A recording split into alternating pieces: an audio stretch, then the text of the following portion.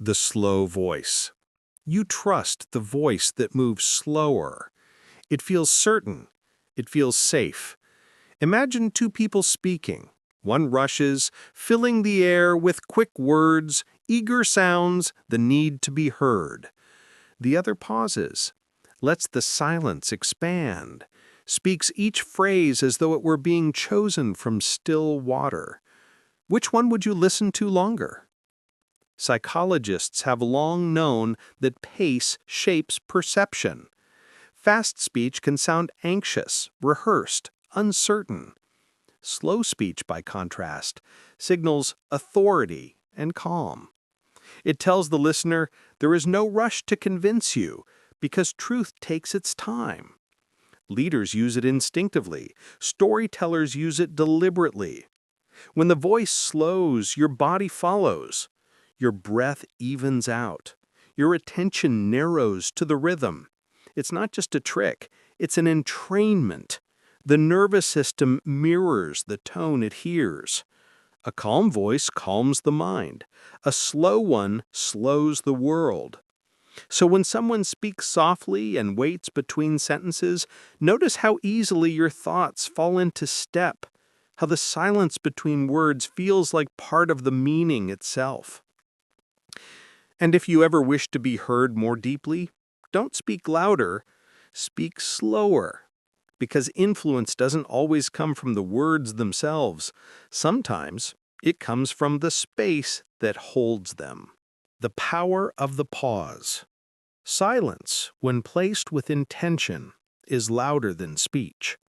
Picture a moment in conversation. Someone asks you a question. A room turns toward you, and instead of answering right away, you wait. 1 heartbeat. 2. 3.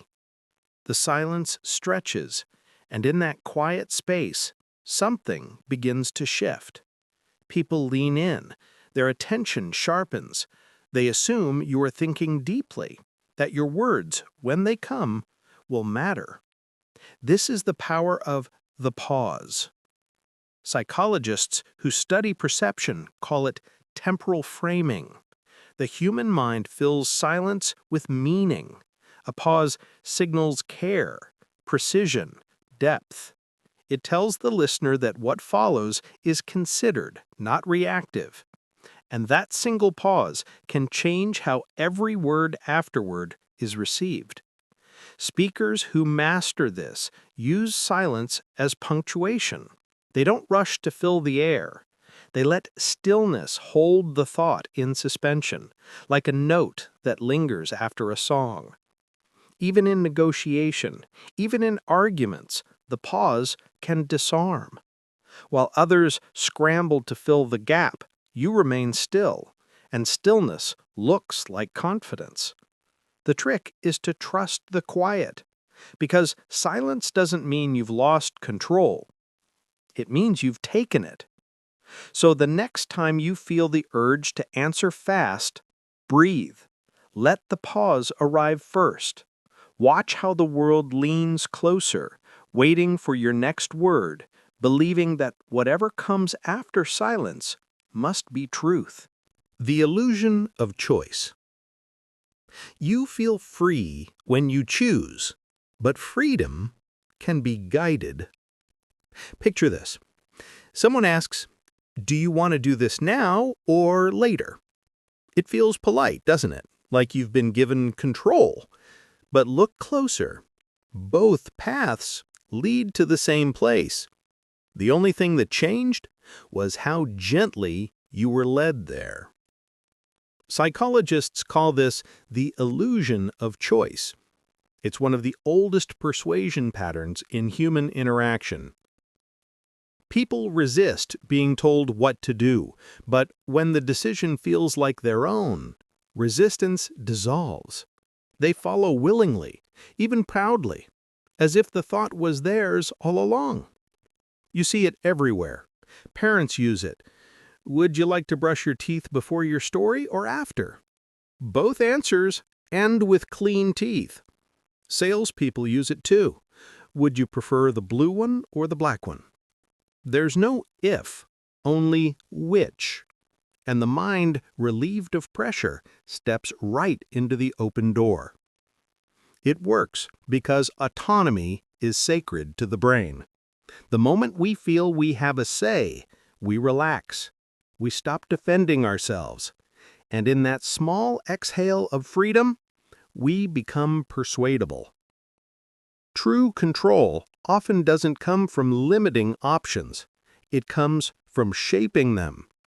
So if you ever want someone to walk a certain path, don't force them down a single road. Offer two. Let them choose the handle while you choose the door. Touch first, and they'll follow. A single touch can change a decision. So small, so quick, you might not even notice it happen. Picture yourself in conversation. A hand brushes your arm, a gentle tap on your shoulder, a guiding palm at your back as you walk through a door. It feels harmless, even kind. But beneath awareness, your body has already begun to listen. Psychologists have studied this effect for decades. In one famous experiment, researchers asked strangers to fill out a short survey. When the request was made with words alone, few agreed. When the researcher lightly touched an elbow for just a second, compliance almost doubled. The touch didn't change the question. It changed the feeling. Contact signals warmth, trust, and subtle obligation. Your nervous system still remembers an ancient rule. Those who touch us gently mean no harm. And so we lean closer, say yes more easily, follow more readily. Waiters who touch a customer's hand receive larger tips. Teachers who rest a palm on a student's shoulder are seen as more supportive. Even leaders know this instinctively. A handshake that lingers a little longer anchors rapport, and people listen just a little more closely. It isn't manipulation when used with care, it's connection. But it's also power, because touch bypasses thought. It speaks in the language of the body, and the body rarely argues. So the next time someone reaches out first, pause and notice. Would you have said yes if they hadn't? Silence that makes people speak. Most people can't stand silence. They rush to fill it. They reach for words like pebbles tossed into still water just to hear the splash. Picture yourself sitting across from someone. You ask a question, and then you stop. You don't nod. You don't smile. You simply wait. The pause begins to stretch. At first, it feels like space. Then it feels like pressure. And before long, they start talking again, offering more than they meant to, revealing what they didn't plan to say. This is one of the quietest forms of influence. Psychologists call it the uncomfortable pause. We are wired to seek equilibrium in conversation. When silence lingers, the balance feels broken, and the quickest way to restore it is to speak. Negotiators use this instinct constantly. They make an offer, then say nothing. The silence thickens, and the other person, desperate to fill it, often concedes more than they needed to.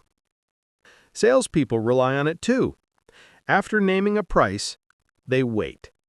And in that waiting, decisions are made. Even in ordinary talk, silence invites honesty. It allows what's hidden beneath words to rise up, gently, on its own.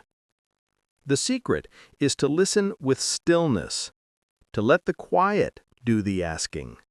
Because in silence, truth has room to breathe. And when you master that stillness, you won't need to push people to speak. They'll give you their truths just to ease the quiet.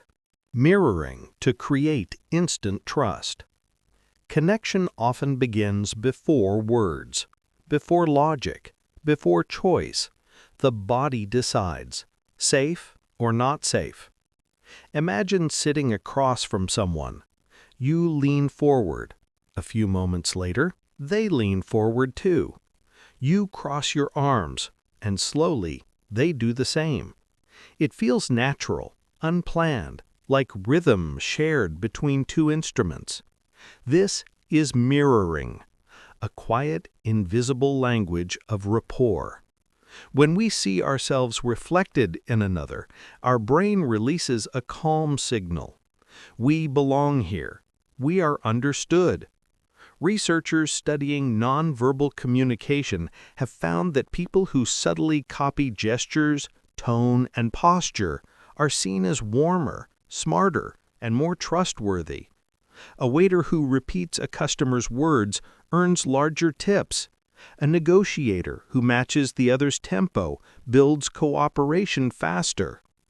It isn't imitation, it's resonance, a wordless way of saying, "I'm with you." This instinct runs deep. Our ancestors relied on it to sense safety. Similarity meant tribe. Mirroring meant survival. That code still hums in our nerves today. So when you want someone to open up, don't force connection. Breathe when they breathe. Let your tone match theirs. Tilt your head when they do. Soon you'll feel the rhythm align. It's not trickery, it's empathy in motion. Because trust doesn't always form through words. Sometimes it's born in the silent reflection of a body quietly saying, "I see you." Smiling while saying no. Rejection doesn't have to close a door. Sometimes it opens one. Picture a moment when someone turns you down, but they do it with a soft smile, the kind that carries warmth instead of distance. Their words say no, but somehow you still feel seen, still connected, still willing to agree with them. This is the quiet paradox of rejection wrapped in kindness. Psychologists have found that when a refusal is paired with warmth, a smile, gentle tone, a calm face, it lands differently in the mind. It doesn't register as rejection. It feels like connection continuing. The brain interprets the smile as safety, and in that sense of safety, defensiveness falls away. You can feel it in daily life. At work, when someone declines a request but does so with grace, you don't resent them, you respect them. In conversation, a warm, "I can't do that right now," feels nothing like a cold no. It's not the word, it's the delivery. Our faces speak faster than language. Before a sentence reaches the mind, the smile has already told the heart what to feel. That's why this trick works, because emotion moves quicker than reason. So the next time you must say no, let the corners of your mouth soften. Let warmth travel through your voice. The word may deny, but the expression invites. And in that contradiction, influence lives quietly, beautifully, unseen. The secret power of using their name. There is one sound the human brain never tires of hearing. Not music, not laughter, but the sound of its own name. Picture it. A crowded room, dozens of voices blending together, and yet, when someone across the space says your name, your attention flicks toward it instantly. You can't help it. It's instinct. It's recognition. Psychologists call this the cocktail party effect. Your mind's ability to pull your name from noise, to treat it as a priority signal. Because to the brain, your name isn't just a word, it's identity. It's proof that you exist in someone else's awareness. When someone uses it softly, naturally, not too often, it builds warmth, familiarity, trust.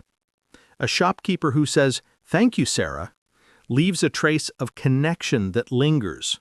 A teacher who says, "You did well today, Daniel," plants encouragement that feels personal, earned. Even strangers who remember your name suddenly seem like old friends.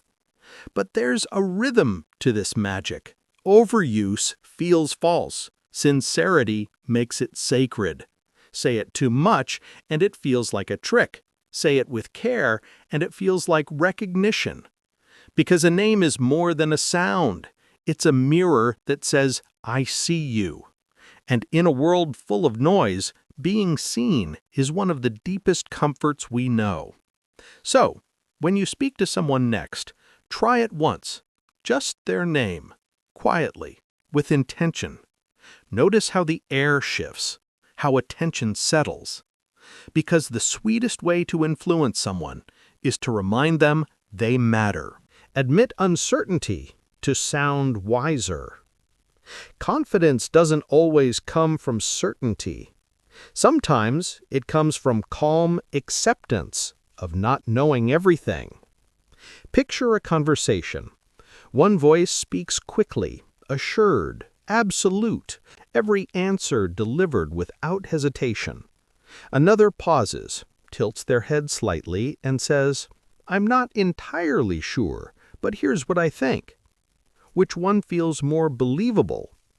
Psychologists have studied this paradox. People tend to trust those who admit small doubts more than those who speak in absolutes. They call it the uncertainty effect. It signals authenticity, because truth, real truth, rarely fits neatly into perfect boxes.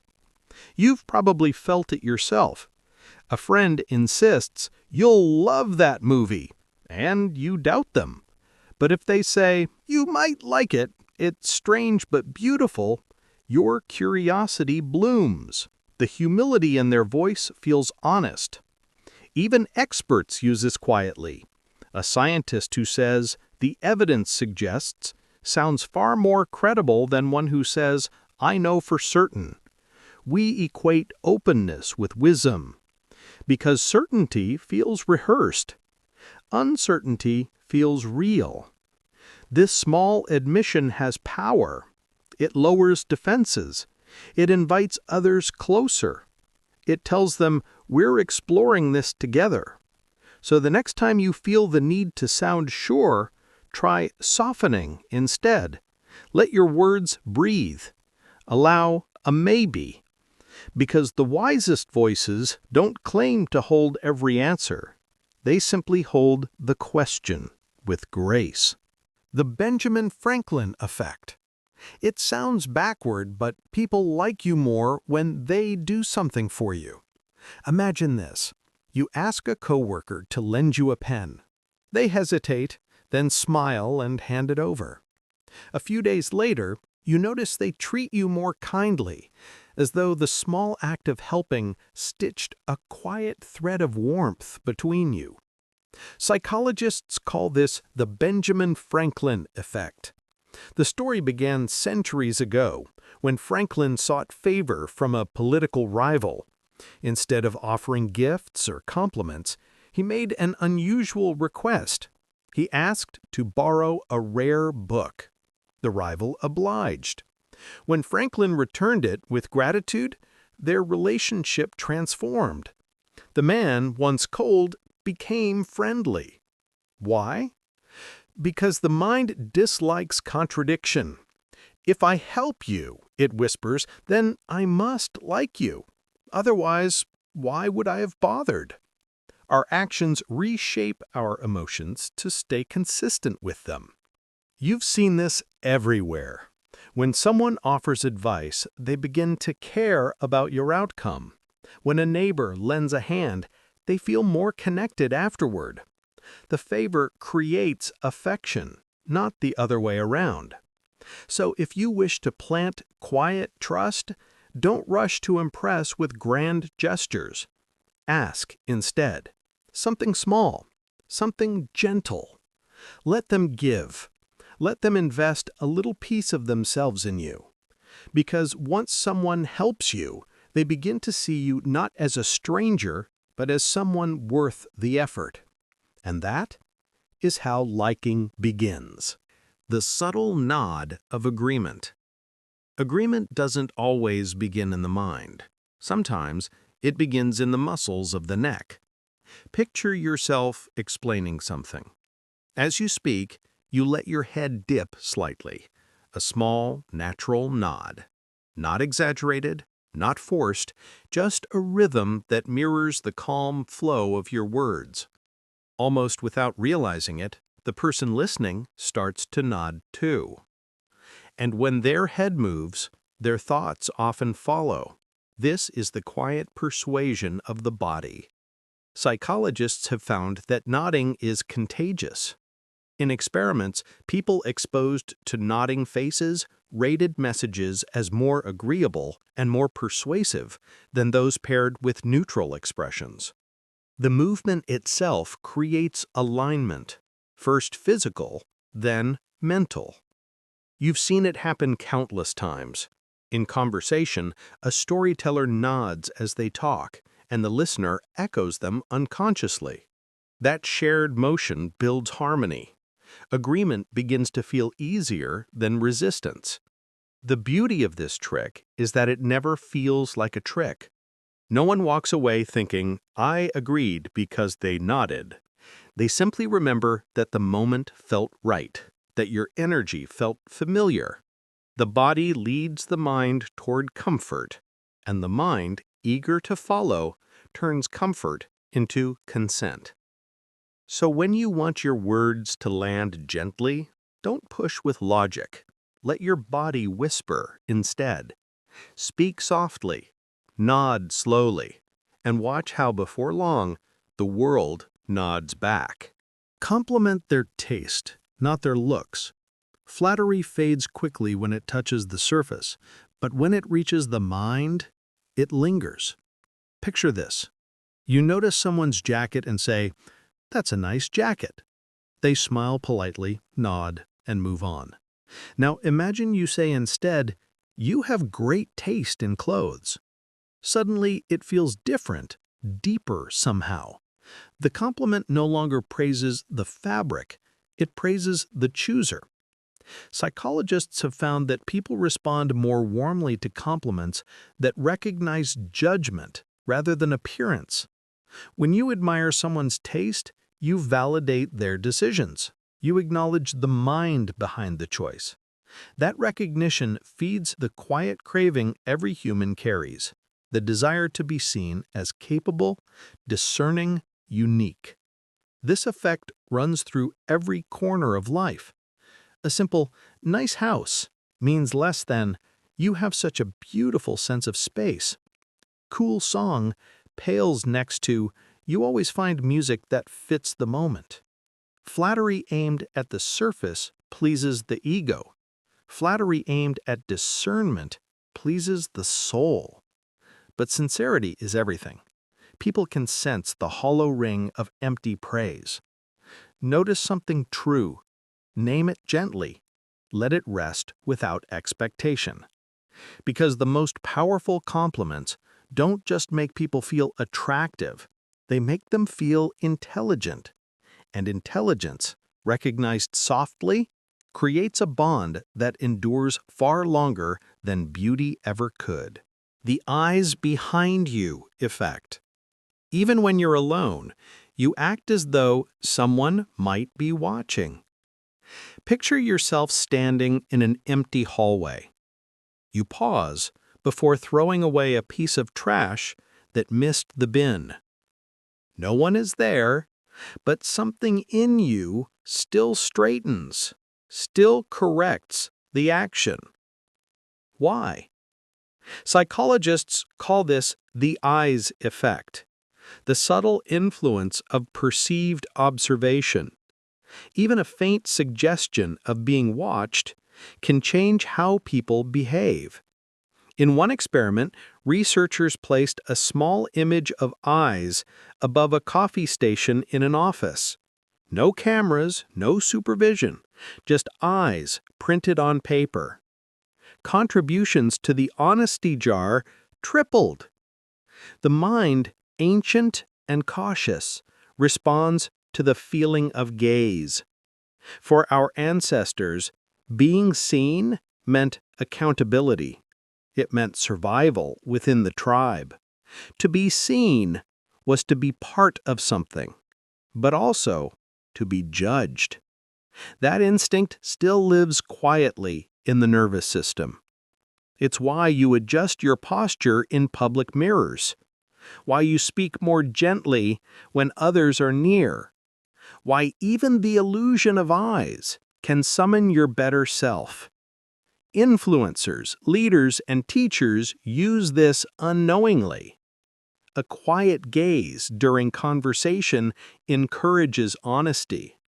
A soft, steady look keeps people thoughtful, careful, open. You don't need to speak to guide behavior. Sometimes all it takes is the silent presence of attention. Because when people feel seen, they choose their actions more wisely. And perhaps that's the most delicate form of control, not to command someone's behavior, but to awaken their awareness of it. Echo their last words. Sometimes the simplest way to make someone feel understood is to give their words back to them. Picture a quiet conversation. Someone says, "I've been feeling really tired lately." You pause and softly reply, "Tired lately?" Just 3 syllables, but the effect is immediate. Their shoulders lower, their voice opens. They continue, "Yeah, work's been overwhelming." This is the psychology of verbal mirroring, a gentle repetition that signals deep listening. When you echo the last few words someone says, their brain interprets it as empathy, as proof that you're truly present. It's a cue that tells them, "You understand me enough to remember." Therapists use this instinctively. So do great interviewers, leaders, and friends. The technique works because it doesn't interrupt. It doesn't redirect or judge. It simply reflects. And in that reflection, people find space to go deeper. Neuroscience offers a reason why. When someone feels heard, their brain releases oxytocin, the chemical of trust. That small, calm echo of their words creates safety in conversation, allowing vulnerability to surface naturally. You don't need advice to comfort someone. You don't need the perfect response. Just give them their own words back, softly, without hurry.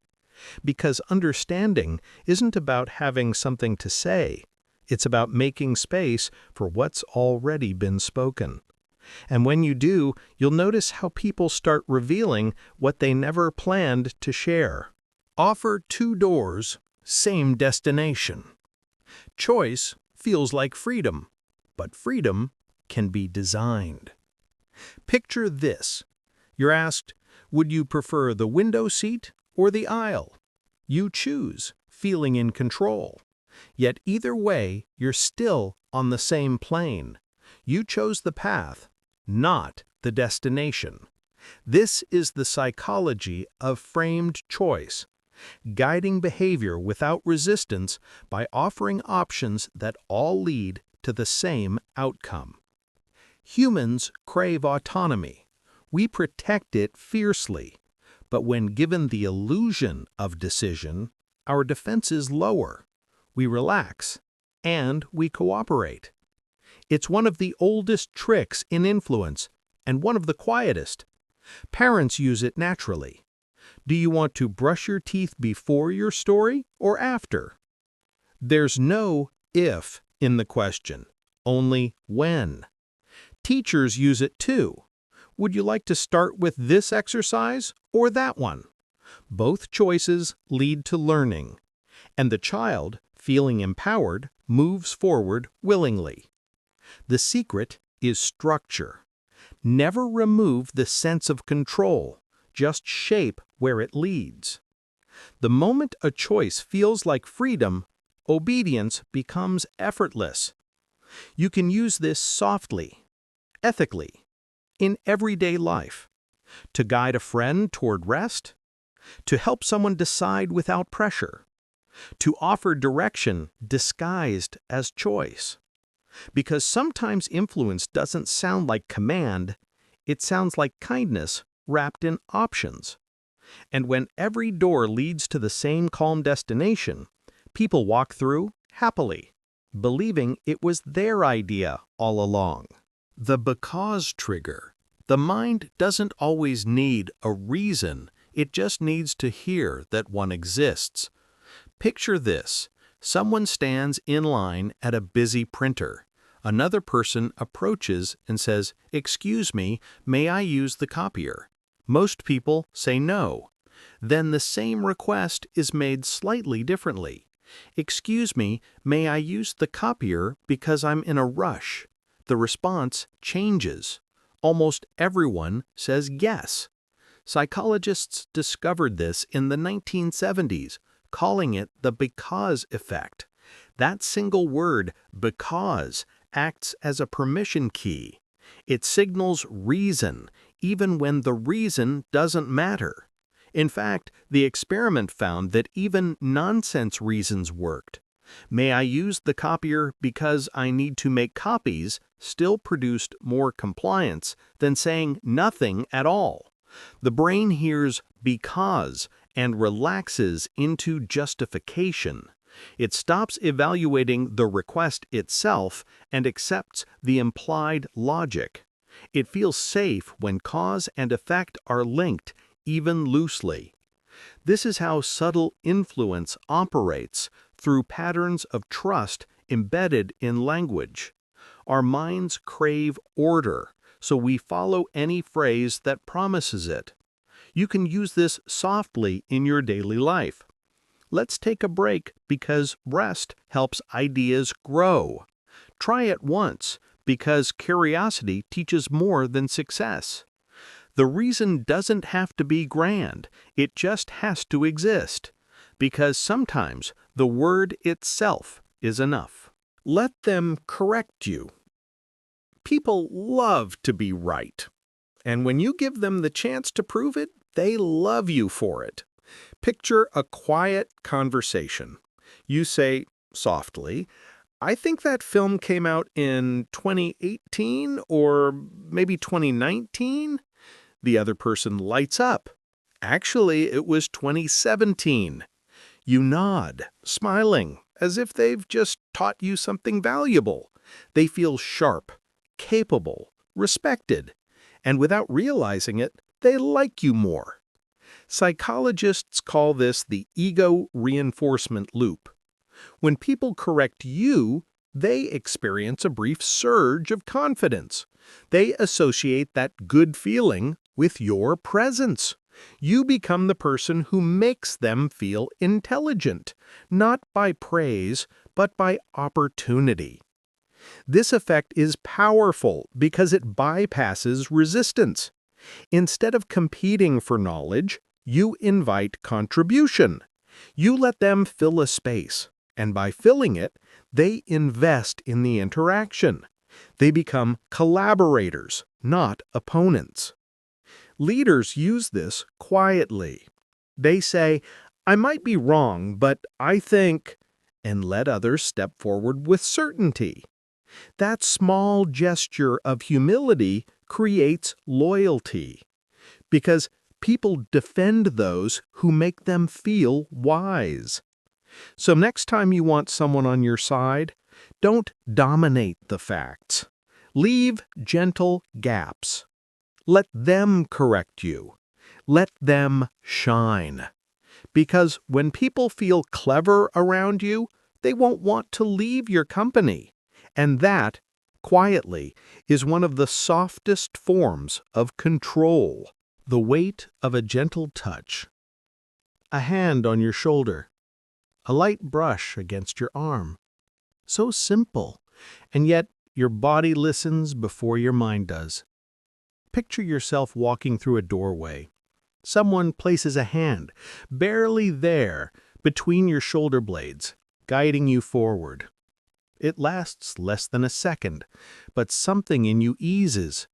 You follow without question. It feels natural. Touch is the first language we ever learn. Before speech, before reason, we knew comfort by contact. That memory never fades. Even now, a single, well-timed touch can quiet anxiety, build trust, and open doors no words could unlock. Psychologists have observed this for decades. A waiter who gently touches a diner's hand receives larger tips. A teacher who rests a hand on a student's shoulder is remembered as more supportive. In one experiment, strangers who were lightly touched on the arm were twice as likely to help afterward. Touch works because it bypasses analysis. It speaks directly to the nervous system, triggering oxytocin, the chemical of safety, bonding, and calm. It whispers, "You are seen. You are safe." But the power lies in subtlety. Too much, and the spell breaks. Too little, and it never forms. It must be soft, momentary, sincere. Because influence doesn't always sound like persuasion. Sometimes it feels like warmth on the skin, a silent reminder that connection can lead as surely as command. Delay to appear intelligent. Wisdom doesn't always sound fast. It often sounds delayed. Picture a meeting or a quiet conversation. Someone asks a question. Most voices rush to fill the silence, eager to respond, afraid of appearing uncertain. But one person waits. They breathe, they think, and when they finally speak, the room listens. Psychologists have studied this simple phenomenon, how pauses before answering create the perception of depth. People interpret hesitation as thoughtfulness and speed as superficial certainty. When you pause, you're telling the world, "I consider things carefully." The secret lies in rhythm, not too long, just enough. A few quiet seconds before replying gives your words gravity. The silence becomes your punctuation, and your voice, when it returns, feels anchored, deliberate, wise. Even in text, this pattern holds. A delayed reply can make your words seem measured, composed, intentional. Instant responses feel impulsive. Slow ones feel thoughtful. And in relationships, that calm rhythm creates trust, because thoughtfulness feels like care. You don't need to know everything. You just need to make space for your thoughts to breathe. A short delay transforms noise into signal, reaction into reflection. So, the next time you're asked a question, don't rush to answer. Let the silence arrive first. Let it cradle your thoughts. Because in a world that moves too fast, stillness sounds like intelligence. Ask, "What would you do?" There's a question that disarms people, not by challenging them, but by inviting them to step inside your mind. Picture a moment of indecision. You turn to someone and say softly, "What would you do?" The air shifts. The tone changes. In that instant, they stop judging you and start thinking for you. Psychologists describe this as role reversal persuasion. When you ask for advice, you transform critics into collaborators. You awaken empathy. The brain switches from evaluation to imagination, from you versus me to we. It's a quiet but powerful trick of influence, because advice givers become emotionally invested in the outcomes they help create. Their opinions feel personal now, their guidance intertwined with your success. And once they've helped you decide, they're far more likely to support your decision later. This simple question also builds respect. It flatters without flattery, a way of saying, I value your wisdom. It gives the other person a mirror in which to see their own intelligence reflected. Even when you already know what to do, ask it anyway. Let them step into your thought space for a moment. Because when people feel useful, they feel closer. And when they feel closer, they listen longer, care deeper, and follow farther. So the next time tension rises, don't ask for approval, ask for perspective. Let them imagine themselves in your place, because influence grows fastest when it feels like empathy. Act slightly distracted. Attention is currency, and the one who spends it sparingly often holds the most power. Picture a conversation where someone listens too closely, leaning in, nodding at every word, eyes fixed, waiting for their turn to reply. Now imagine another person, calm, polite, but not desperate for every detail. Their gaze drifts occasionally. Their tone remains soft. And when they do respond, it feels deliberate, chosen. Which one seems more confident to you? Psychologists have long observed this subtle dynamic. When someone appears slightly distracted, others perceive them as more self-assured. Their attention feels valuable, something to be earned. It's the attention scarcity principle in motion. We desire what seems just beyond full reach. Actors, leaders, and skilled negotiators use this instinctively. A calm glance away mid-sentence, a pause before responding, a shift of focus that signals composure, not disinterest. It tells the other person, "My world doesn't revolve around your approval." This soft detachment creates magnetic tension. It makes your presence feel grounded, your absence intriguing. And because the mind craves closure, people lean in closer, seeking your full attention, hoping to earn what feels withheld. You don't have to withdraw to appear powerful. Just move slightly slower. Watch slightly less, and let silence carry half the weight. Because the calmest influence doesn't chase connection. It lets connection come to it. Mention their future. People listen differently when you speak from their future. Picture a quiet moment in conversation. You say softly, "You're going to be really good at that." Or, "A year from now, you'll be glad you started today." The words drift out gently, but something in them lingers. The person smiles, not because they believe you completely, but because their mind has already begun to imagine it. This is the subtle art of future framing.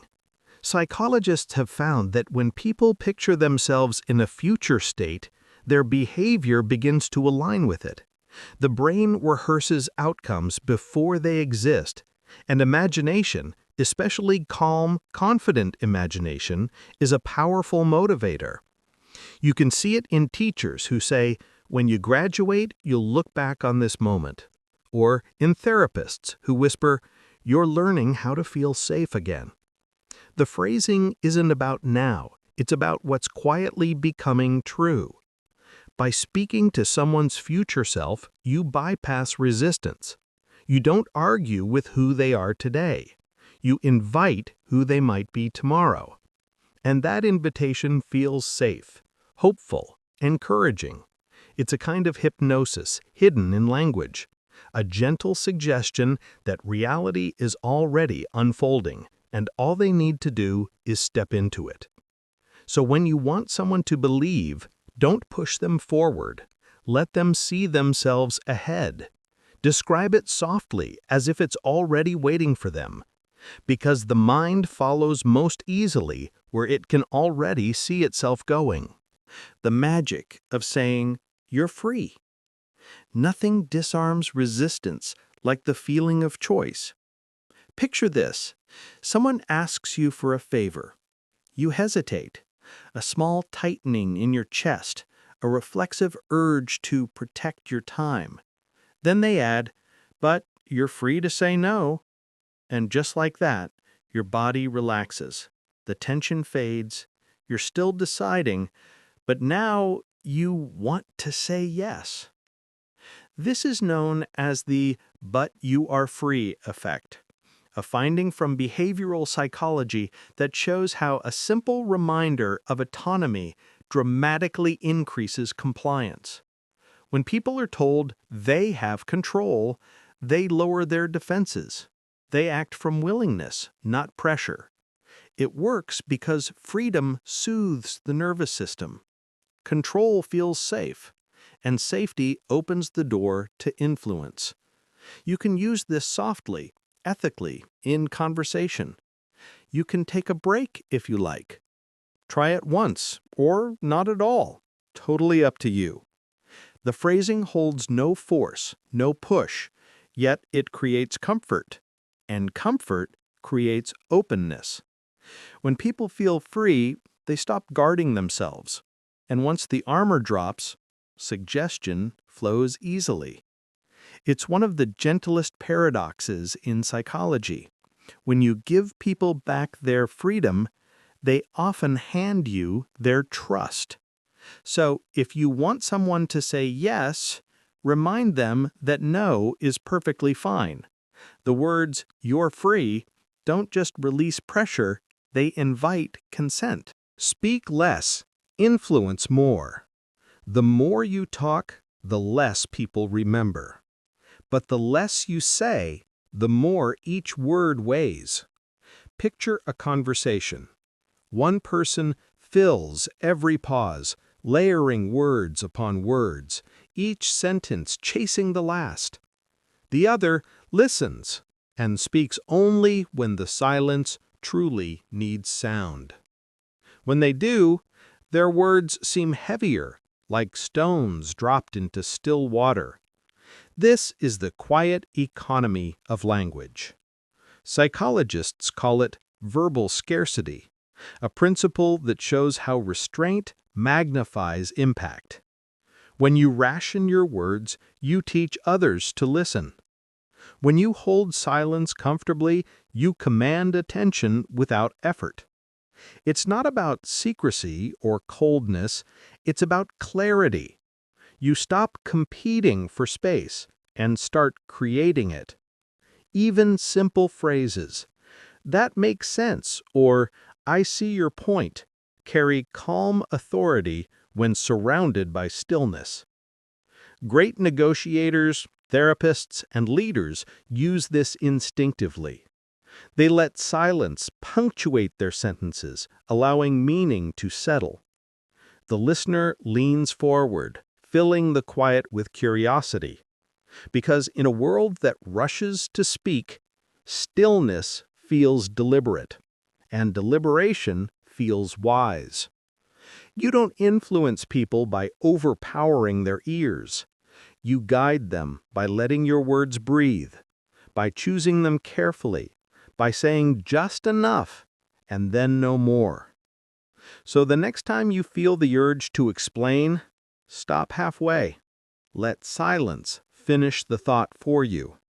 Because sometimes the pause is the persuasion. Tell them they're good at it. People rise to the image you hand them. Picture someone performing a small task, tying a knot, explaining an idea, cooking a simple meal. You watch, quietly, and then say, "You're really good at that." Nothing dramatic, just steady affirmation, spoken like a fact rather than a compliment. And you'll see it. Their movements slow, their focus deepens. They become what you said they were. Psychologists call this the labeling effect. When you describe someone with a positive trait, especially one tied to skill or identity, their behavior subtly aligns to fit it. Tell someone they're kind, and they'll act kinder. Tell someone they're dependable, and they'll strive to prove you right. It works because belief seeks confirmation.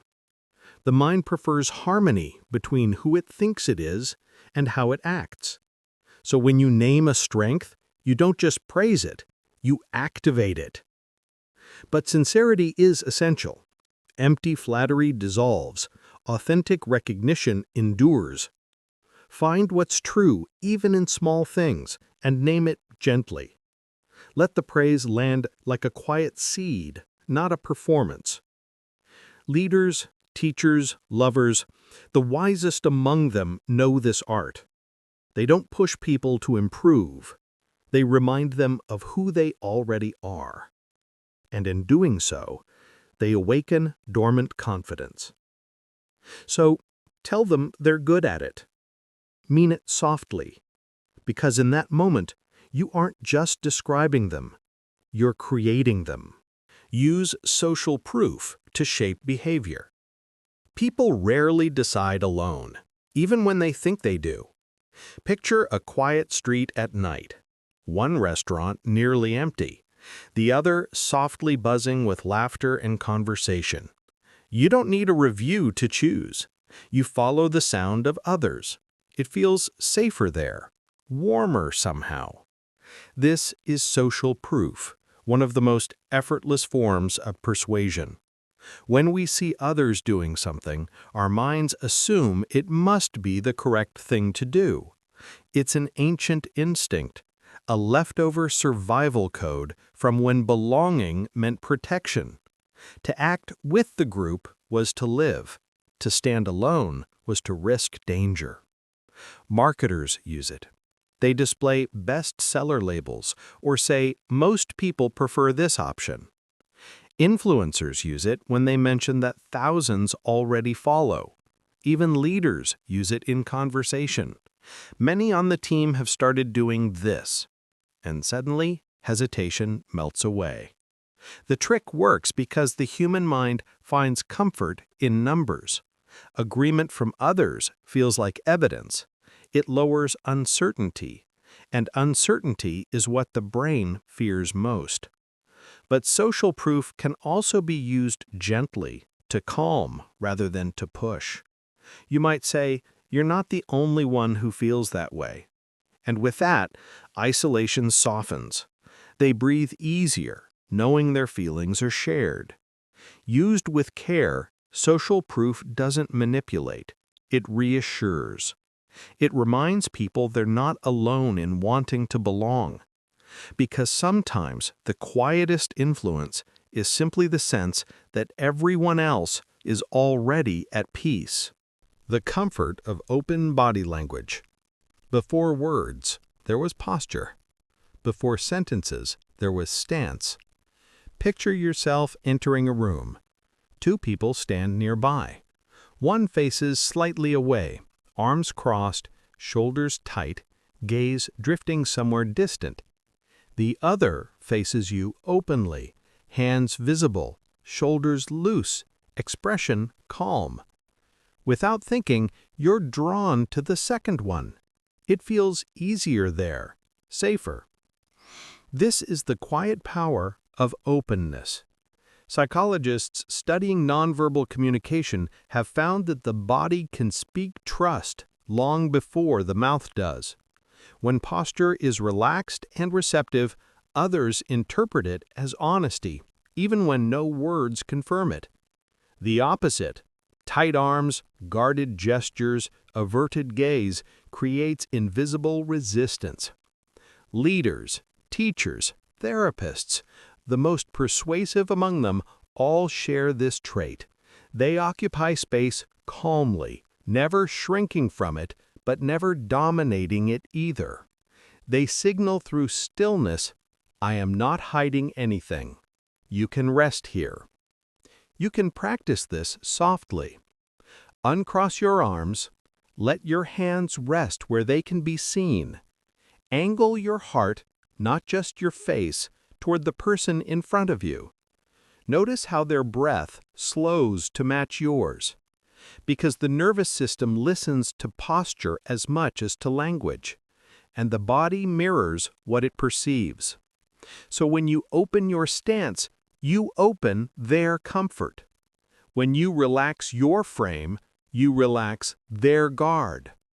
Influence begins here, not in power, but in peace. The spotlight effect and confidence. You are being watched far less than you imagine. Picture yourself walking into a room, aware of every movement, the sound of your shoes, the way your hands rest, the thought that every eye might be on you. But here's the quiet truth. Most people are too busy thinking the same thing about themselves. Psychologists call this the spotlight effect. We overestimate how closely others observe us. We assume our flaws glow brighter than they do. In reality, each person lives within their own circle of attention. Your mistakes, your nervous gestures, the stumble in your words, they fade quickly in the mind of others, while you replay them for hours. Once you understand this, a strange freedom appears. You realize you are not being judged nearly as much as you feared, and that realization creates quiet confidence. Because confidence isn't loud, it isn't performance. It's the absence of self-surveillance. It's the breath that says, "No one's really watching. It's okay to be." This shift changes everything. Your shoulders lower, your voice steadies. You stop performing and start existing. Leaders, speakers, artists, those who seem effortlessly calm have simply stopped fighting the illusion of the spotlight. They know the gaze of others is fleeting, fragile, and mostly imagined. So the next time you feel exposed, remember, everyone else is too busy worrying about their own light. Confidence is not about shining brighter. It's about realizing how dim the spotlight truly is. Bring something in your hand. When you hold something, you give your energy a place to rest. Picture yourself standing before others, perhaps waiting to speak, or simply entering a room. Your hands feel uncertain, unsure where to go. They shift, fidget, fold, unfold. But now imagine holding a pen, a notebook, a cup of tea. Suddenly, your body settles. The air around you feels calmer. This is a small trick of grounding. Psychologists studying body language have long noted how objects can stabilize presence. The hands, often restless when empty, find focus when given purpose. And the person who appears comfortable in stillness radiates quiet confidence. It also guides the attention of others. An object subtly draws the eye, giving your movements intention. When you gesture, the object moves with meaning. Your hands no longer speak noise, but shape. Even small props, a notebook, a keychain, a glass, anchor your energy. They say without words, "I'm at ease here." Actors do it instinctively. Leaders learn it over time. Holding something gives both control and calm. It occupies the part of the mind that worries about appearance, freeing the rest to simply be. So the next time you enter a room and feel the flutter of nerves beneath your ribs, bring something in your hand. Something simple, unthreatening, familiar. Let it root your gestures, steady your breath, and remind you that confidence doesn't always come from what you say. Sometimes it comes from what you quietly hold. The power of the subtle yawn. A yawn is more than fatigue. It's a quiet invitation to synchronize. Picture yourself sitting across from someone. You cover your mouth, your eyes soften, and you release a slow, unhurried yawn. A moment later, they do the same, almost involuntarily. Two bodies, two minds, moving in the same rhythm without a single word. This is the strange magic of contagious behavior. Psychologists believe yawning spreads through empathy networks in the brain. It's a nonverbal mirror, a signal that says we're connected. Those most likely to catch your yawn are friends, partners, loved ones. Their minds are tuned to yours. Their bodies echo your state. In the language of influence, this small reflex reveals a greater truth. We copy those we feel close to and grow close to those we copy. Mirroring creates unity, and unity softens resistance. You can use this principle without ever yawning. Calm your movements, slow your breath, speak in gentle tones. Soon, others begin to match you. Their voices lower, their pace eases. Without realizing it, they enter your rhythm. It's empathy disguised as instinct, a conversation without words. So when you want to guide emotion quietly, don't push, don't command. Just slow down, relax, and watch as others unconsciously follow. Because influence doesn't always rise from energy. Sometimes it spreads like a yawn. Soft, simple, and impossible to resist. Fake small vulnerabilities to build trust. Honesty doesn't always begin with the whole truth. Sometimes it begins with a carefully chosen piece of it.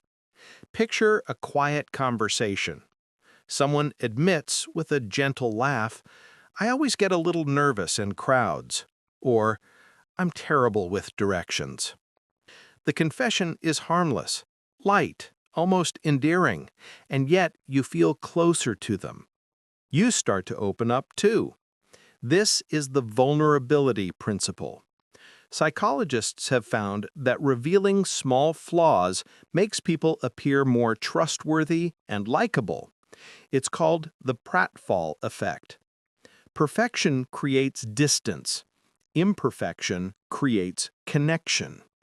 The key lies in balance. Too much disclosure too soon feels heavy. It shifts the focus from comfort to concern. But a small imperfection offered softly signals authenticity. It tells others, "I have nothing to hide." Leaders, teachers, even negotiators use this art subtly. They share something minor, a forgotten name, a small mistake, a moment of clumsiness. And in that moment, the wall between them and their audience dissolves. When people sense openness, their guard lowers. They mirror what they receive. They trust more easily. So you don't need to reveal everything, just enough to be human. A single, gentle imperfection is often more persuasive than flawless control. Because vulnerability, when chosen with care, doesn't weaken influence, it strengthens it. It turns distance into closeness, and strangers into allies. Tell them you shouldn't tell them. Secrets awaken attention, especially the ones that almost weren't shared. Picture this. You lean in slightly and say, "I probably shouldn't tell you this." Then pause. A small silence. The person in front of you tilts forward instinctively. The world narrows to your next sentence. Their mind opens. Their curiosity takes over. This is one of the oldest psychological triggers in human behavior, selective secrecy. When something feels forbidden, it gains value. The brain translates restriction as importance. And the phrase, "I shouldn't tell you this," turns ordinary information into treasure. Psychologists call this reactance, our automatic urge to claim what's withheld. The moment access feels limited, desire increases. We lean closer, we listen harder, we remember longer. Used gently, this isn't manipulation, it's storytelling. It creates a small pocket of focus, a moment of intimacy. By pretending to share something private, you invite the other person into your trust. They feel chosen, included, safe, within the circle of your discretion. But the secret must be harmless, a detail, not a danger. something that hints at depth without crossing it, a whisper of humanity, not a confession of chaos. Because influence doesn't need drama. It only needs attention. And few things hold attention like a softly spoken phrase that begins, "I shouldn't tell you this." Frame it like a secret. Not everything needs to be hidden to feel mysterious. Sometimes all it takes is the way you present it. Picture yourself speaking to someone softly. You lean in just a little, your voice lowers, and you say, "Most people don't realize this," or "Here's something hardly anyone notices." The words are ordinary, but the tone turns them into something more, a confidence, a secret shared. Psychologists call this framing. It's the subtle art of shaping how information is received, without changing the information itself. By presenting something as rare, exclusive, or quietly hidden, you engage the listener's curiosity. The brain perks up, believing it's gaining privileged insight. Advertisers use it every day. Phrases like insider access or little-known method trigger this same response. But it works just as powerfully in conversation. Frame an idea like a secret, and people listen differently. Their guard lowers, their focus sharpens, and the words linger. It's not deception. It's intimacy. It creates a shared boundary between speaker and listener, a feeling of us against the noise of the world. And in that quiet space, trust grows. So the next time you want your words remembered, don't raise your voice, lower it. Let your tone carry weight, as if you were letting someone in on something small, important, and meant only for them. Because secrets don't just hold information, they hold attention, and attention, softly guided, is the purest form of influence. Humor before logic. Before the mind understands, it must relax. Picture yourself listening to someone explain an idea. Their tone is serious, their words exact, their logic flawless. But somehow, you're not listening. Now imagine another person. They smile softly, add a light joke, a moment of ease. You find yourself leaning closer, open, engaged, ready to believe what comes next. This is the quiet power of humor, not the loud, attention-seeking kind, but the gentle laugh that opens the door to trust. Psychologists call this affective priming. When you laugh, even briefly, your defenses lower. Your brain releases dopamine, the chemical of pleasure and openness. In that small window, persuasion becomes effortless. Logic flows where laughter has softened the soil. Great speakers and negotiators know this instinctively. They begin with something human, a moment of warmth, a shared smile. Only then do they explain, instruct, or convince. Because reason alone rarely moves people, emotion must lead it there. Used gently, humor doesn't distract from seriousness. It prepares the mind for it. It reminds others that truth can be kind, that intelligence and lightness can coexist. So before you share something important, make the room breathe. Let a small laugh ripple through the air. Then, when you speak your truth, it won't have to fight its way in, because laughter opens the gate that logic quietly walks through.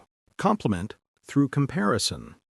Sometimes, praise sounds cruel when it's framed against something else. Picture a conversation over coffee.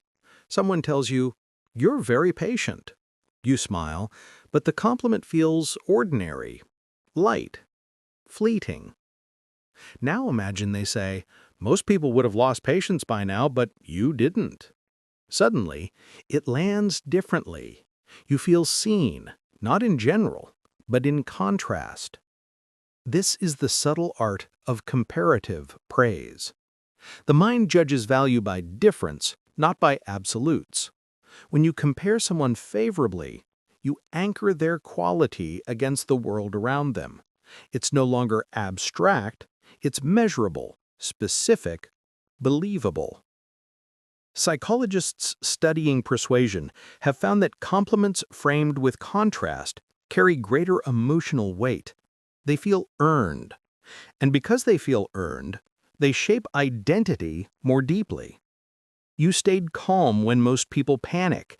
You listened when others would have interrupted. Each statement defines virtue through difference. But subtlety matters. Too much contrast sounds manipulative.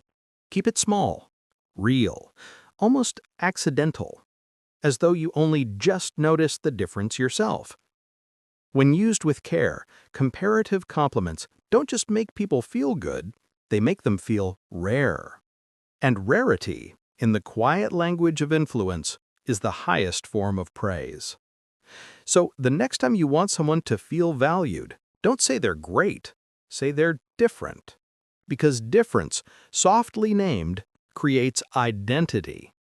And identity creates connection. Lower the volume to gain power. Power doesn't always rise. Sometimes it falls. Picture two people in a discussion. One grows louder, their voice filling the space, their words spilling faster and faster. The other stays calm, their tone drops, lower, slower, almost like a whisper that makes you lean in.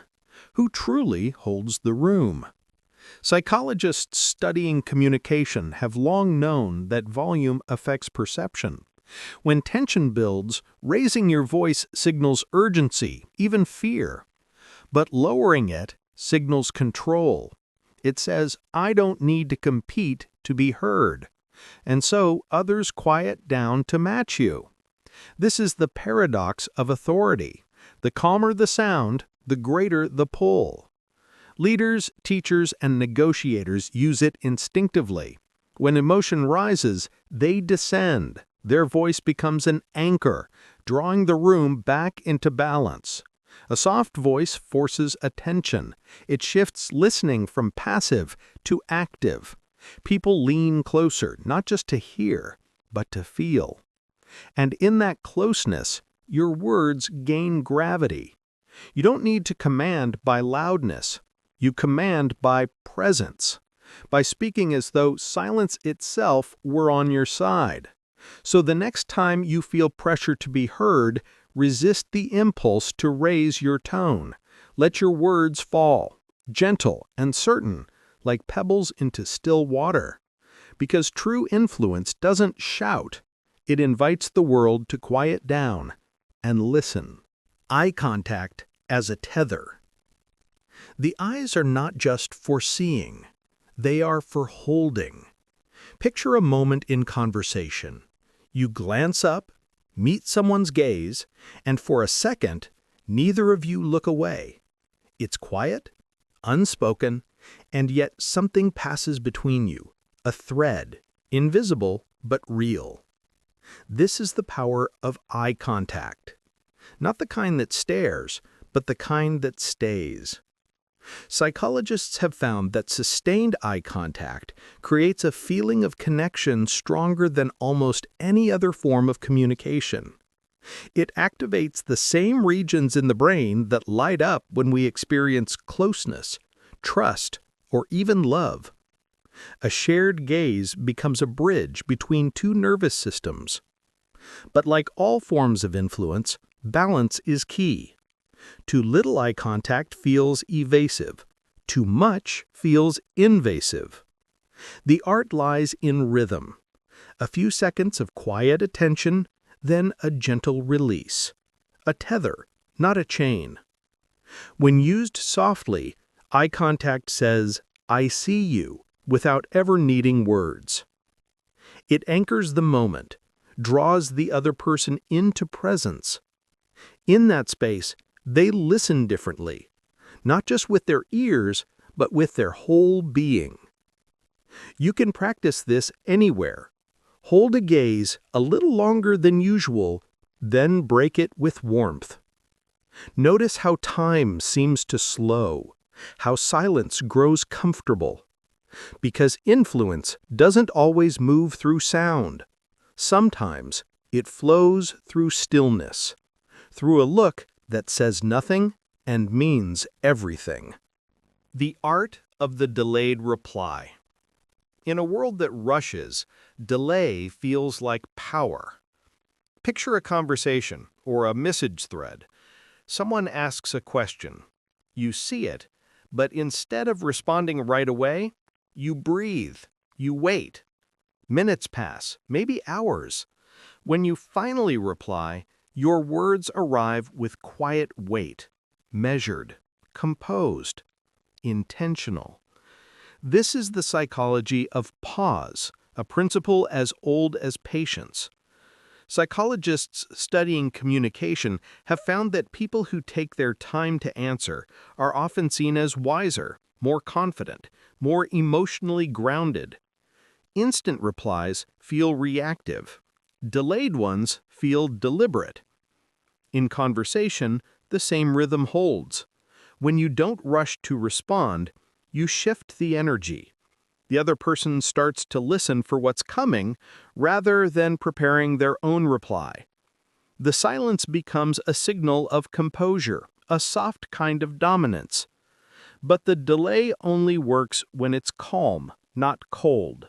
The silence must feel like thinking, not withdrawal, like a deep breath before the next note of a song. You can use this gently, before answering a question, before accepting an invitation, before sending that message. Each pause turns noise into music, impulse into meaning, because the world expects immediacy. When you resist it, you remind people that your time is yours, and that your attention, once given, has value. So the next time someone waits for your reply, let them. Let silence speak first. Because in communication, delay isn't distance, it's depth. The gentle interruption technique. Power doesn't always come from speaking first. Sometimes it comes from knowing when to enter. Picture a conversation that drifts on. The other person's words circle, filling every pause, leaving little room to breathe. You nod, you listen, and then quietly, you interrupt. Not sharply, not to dominate, but softly, like setting a hand on water. You might say, "That's an interesting point. Can I share something?" Or simply, "Hold on a second. That reminds me of..." Your tone stays even, your body relaxed. The rhythm of your interruption feels respectful, not invasive. Psychologists call this conversational turn-taking. It's the balance between assertion and cooperation. Those who master it guide the flow of dialogue without ever seeming to take control. Their timing signals awareness. Their calm tone signals confidence. The secret lies in pacing. Interrupt too soon, and it feels like a clash. Wait too long, and your thoughts dissolve in the noise. But interrupt gently, in rhythm with their breath, and it feels natural, like you both arrived at the same pause together. You can feel it in great conversationalists. They never force entry. They slide into the silence. And somehow, the person interrupted feels heard, not stopped. So the next time you want to guide a conversation, don't seize the air, shape it. Let your voice enter softly, like wind through an open window. Because interruption, when done gently, isn't intrusion, it's direction. The gentle interruption technique. Power doesn't always come from speaking first. Sometimes it comes from knowing when to enter. Picture a conversation that drifts on. The other person's words circle, filling every pause, leaving little room to breathe. You nod, you listen, and then quietly, you interrupt. Not sharply, not to dominate, but softly, like setting a hand on water. You might say, "That's an interesting point. Can I share something?" Or simply, "Hold on a second. That reminds me of..." Your tone stays even, your body relaxed. The rhythm of your interruption feels respectful, not invasive. Psychologists call this conversational turn-taking. It's the balance between assertion and cooperation. Those who master it guide the flow of dialogue without ever seeming to take control. Their timing signals awareness. Their calm tone signals confidence. The secret lies in pacing. Interrupt too soon, and it feels like a clash. Wait too long, and your thoughts dissolve in the noise. But interrupt gently, in rhythm with their breath, and it feels natural, like you both arrived at the same pause together. You can feel it in great conversationalists. They never force entry. They slide into the silence. And somehow, the person interrupted feels heard, not stopped. So the next time you want to guide a conversation, don't seize the air, shape it. Let your voice enter softly, like wind through an open window. Because interruption, when done gently, isn't intrusion, it's direction. Praise in public, correct in private. Respect grows in the spaces where dignity is protected. Picture this. A leader addresses a group. Their words are calm, steady. They highlight a person's effort, their progress, their contribution, right there in front of everyone. You see the person's face change, a subtle lift, a soft pride. Now imagine the same leader noticing a mistake, but waiting. Later, in a quiet corner, they say gently, "Let's talk about what happened today." The tone is private, the intent still kind. This balance is the quiet art of respect. Public praise builds trust. Private correction preserves it. Psychologists call this the saving face principle. Human beings need to feel safe in the eyes of others. Embarrassment wounds deeper than error itself. But recognition in public cements belonging. It says, "You are valued here." And when that value is secure, people listen more openly to feedback later. This is how influence endures, not through authority, but through care, through knowing when to shine the light and when to draw the curtain. You can use this everywhere, with colleagues, with family, with friends. Celebrate in the open, guide in the quiet, because the world remembers how you made it feel when it was exposed. So praise where others can hear it, correct where only kindness can. That is how trust breathes, in the balance between visibility and grace. Mirror their energy, not their words. People listen beyond language. They listen to rhythm, to tone, to the quiet current beneath the words. Picture a conversation. Someone speaks quickly, their voice carrying a nervous pulse. If you match their words, their pace, their phrasing, you join their storm. But if you match their energy instead, steadying your tone, slowing your breath, grounding the air between you, they begin to change without noticing. Their rhythm shifts to yours. This is the deeper layer of mirroring. Not imitation, but synchronization. Psychologists studying rapport have found that emotional alignment happens first through nonverbal energy. The mind unconsciously adjusts to match the calmest system in the room.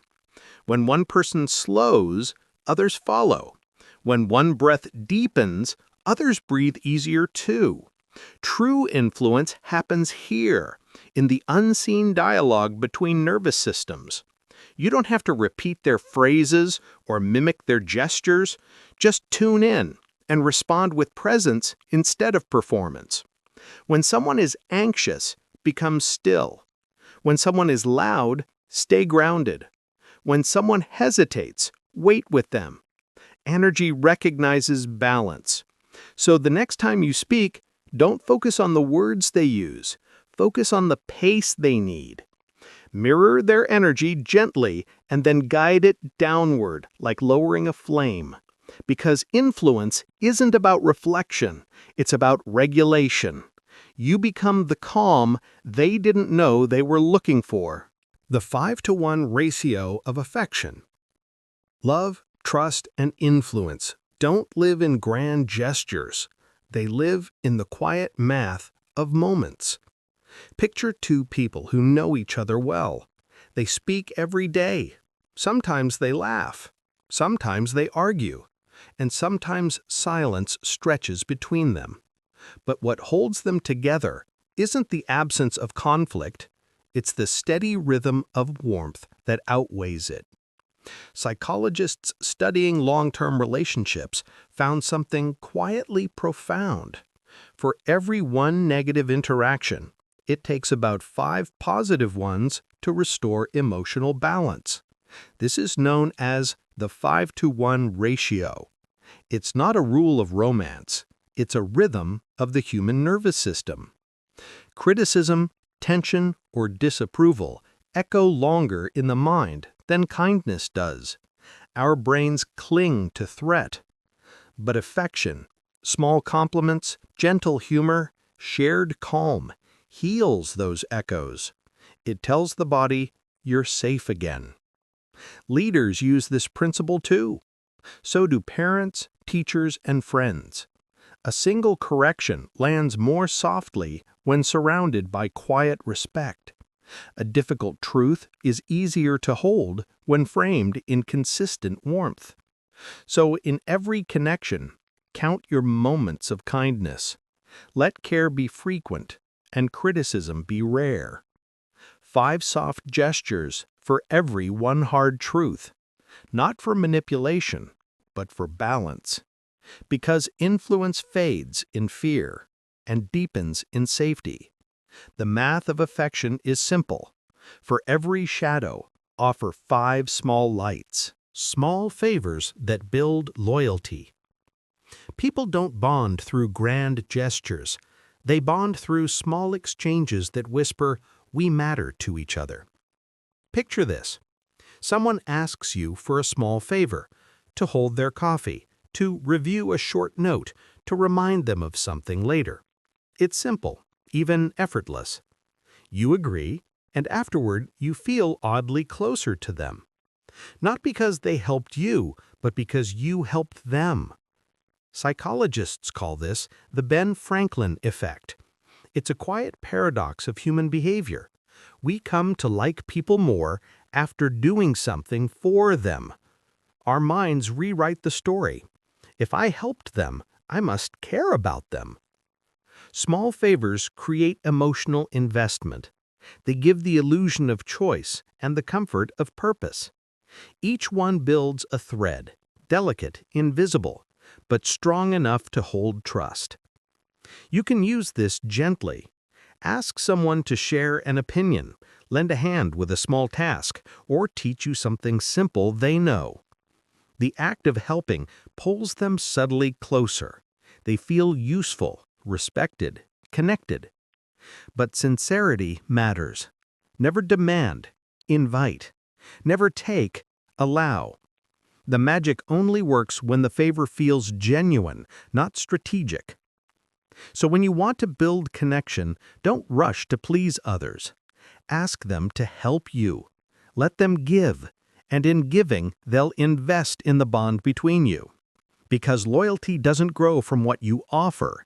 It grows from what others give freely and feel good giving. The confidence of stillness. Confidence doesn't always move. Sometimes it rests. Picture a crowded room, voices overlapping, hands gesturing, laughter rising like waves.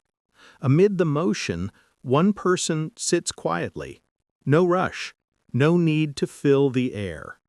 Their calm feels magnetic. Others glance toward them, wondering what gives them such peace.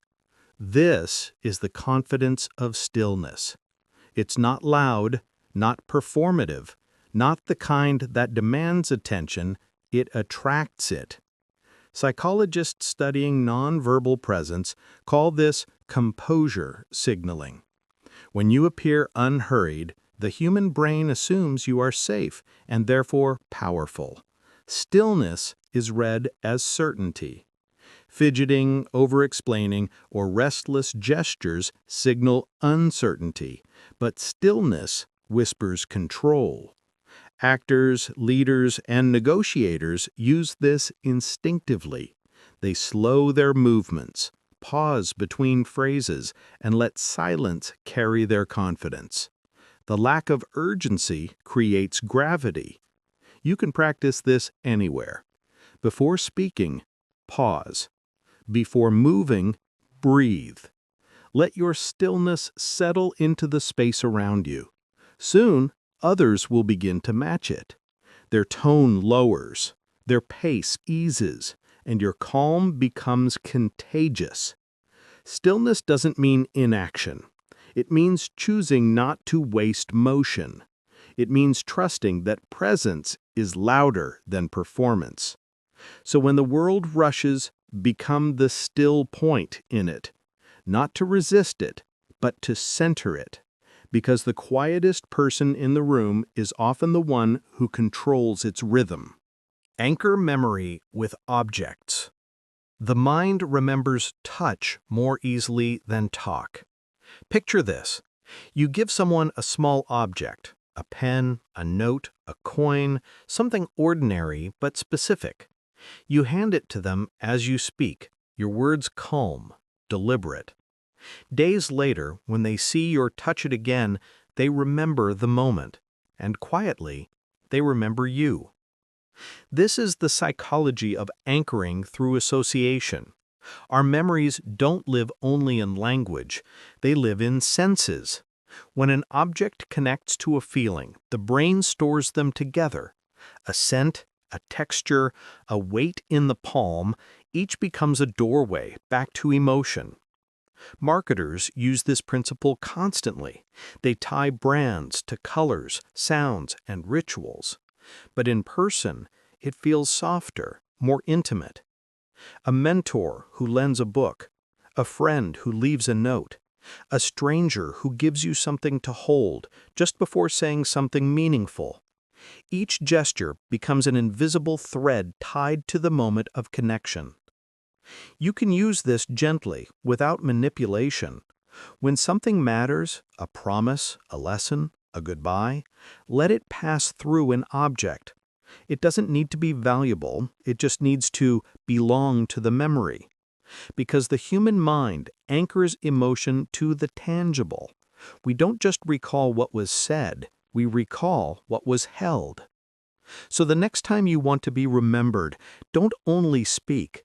Leave something behind, a small symbol, a touch point, an anchor.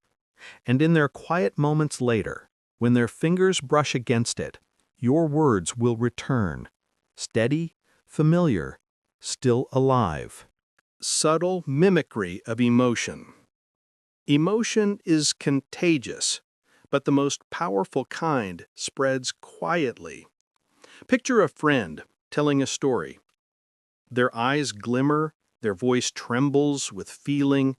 You don't mimic their words, you mirror their tone. The slight lift of the brow, the softening of your gaze, the echo of their rhythm. And suddenly, they feel understood, not analyzed, not judged, just seen.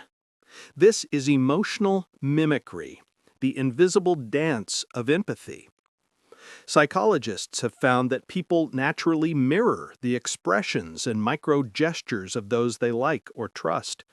But when done intentionally and gently, it can deepen rapport almost instantly. The secret lies in subtlety. Too direct a copy feels artificial, and the mind senses falseness.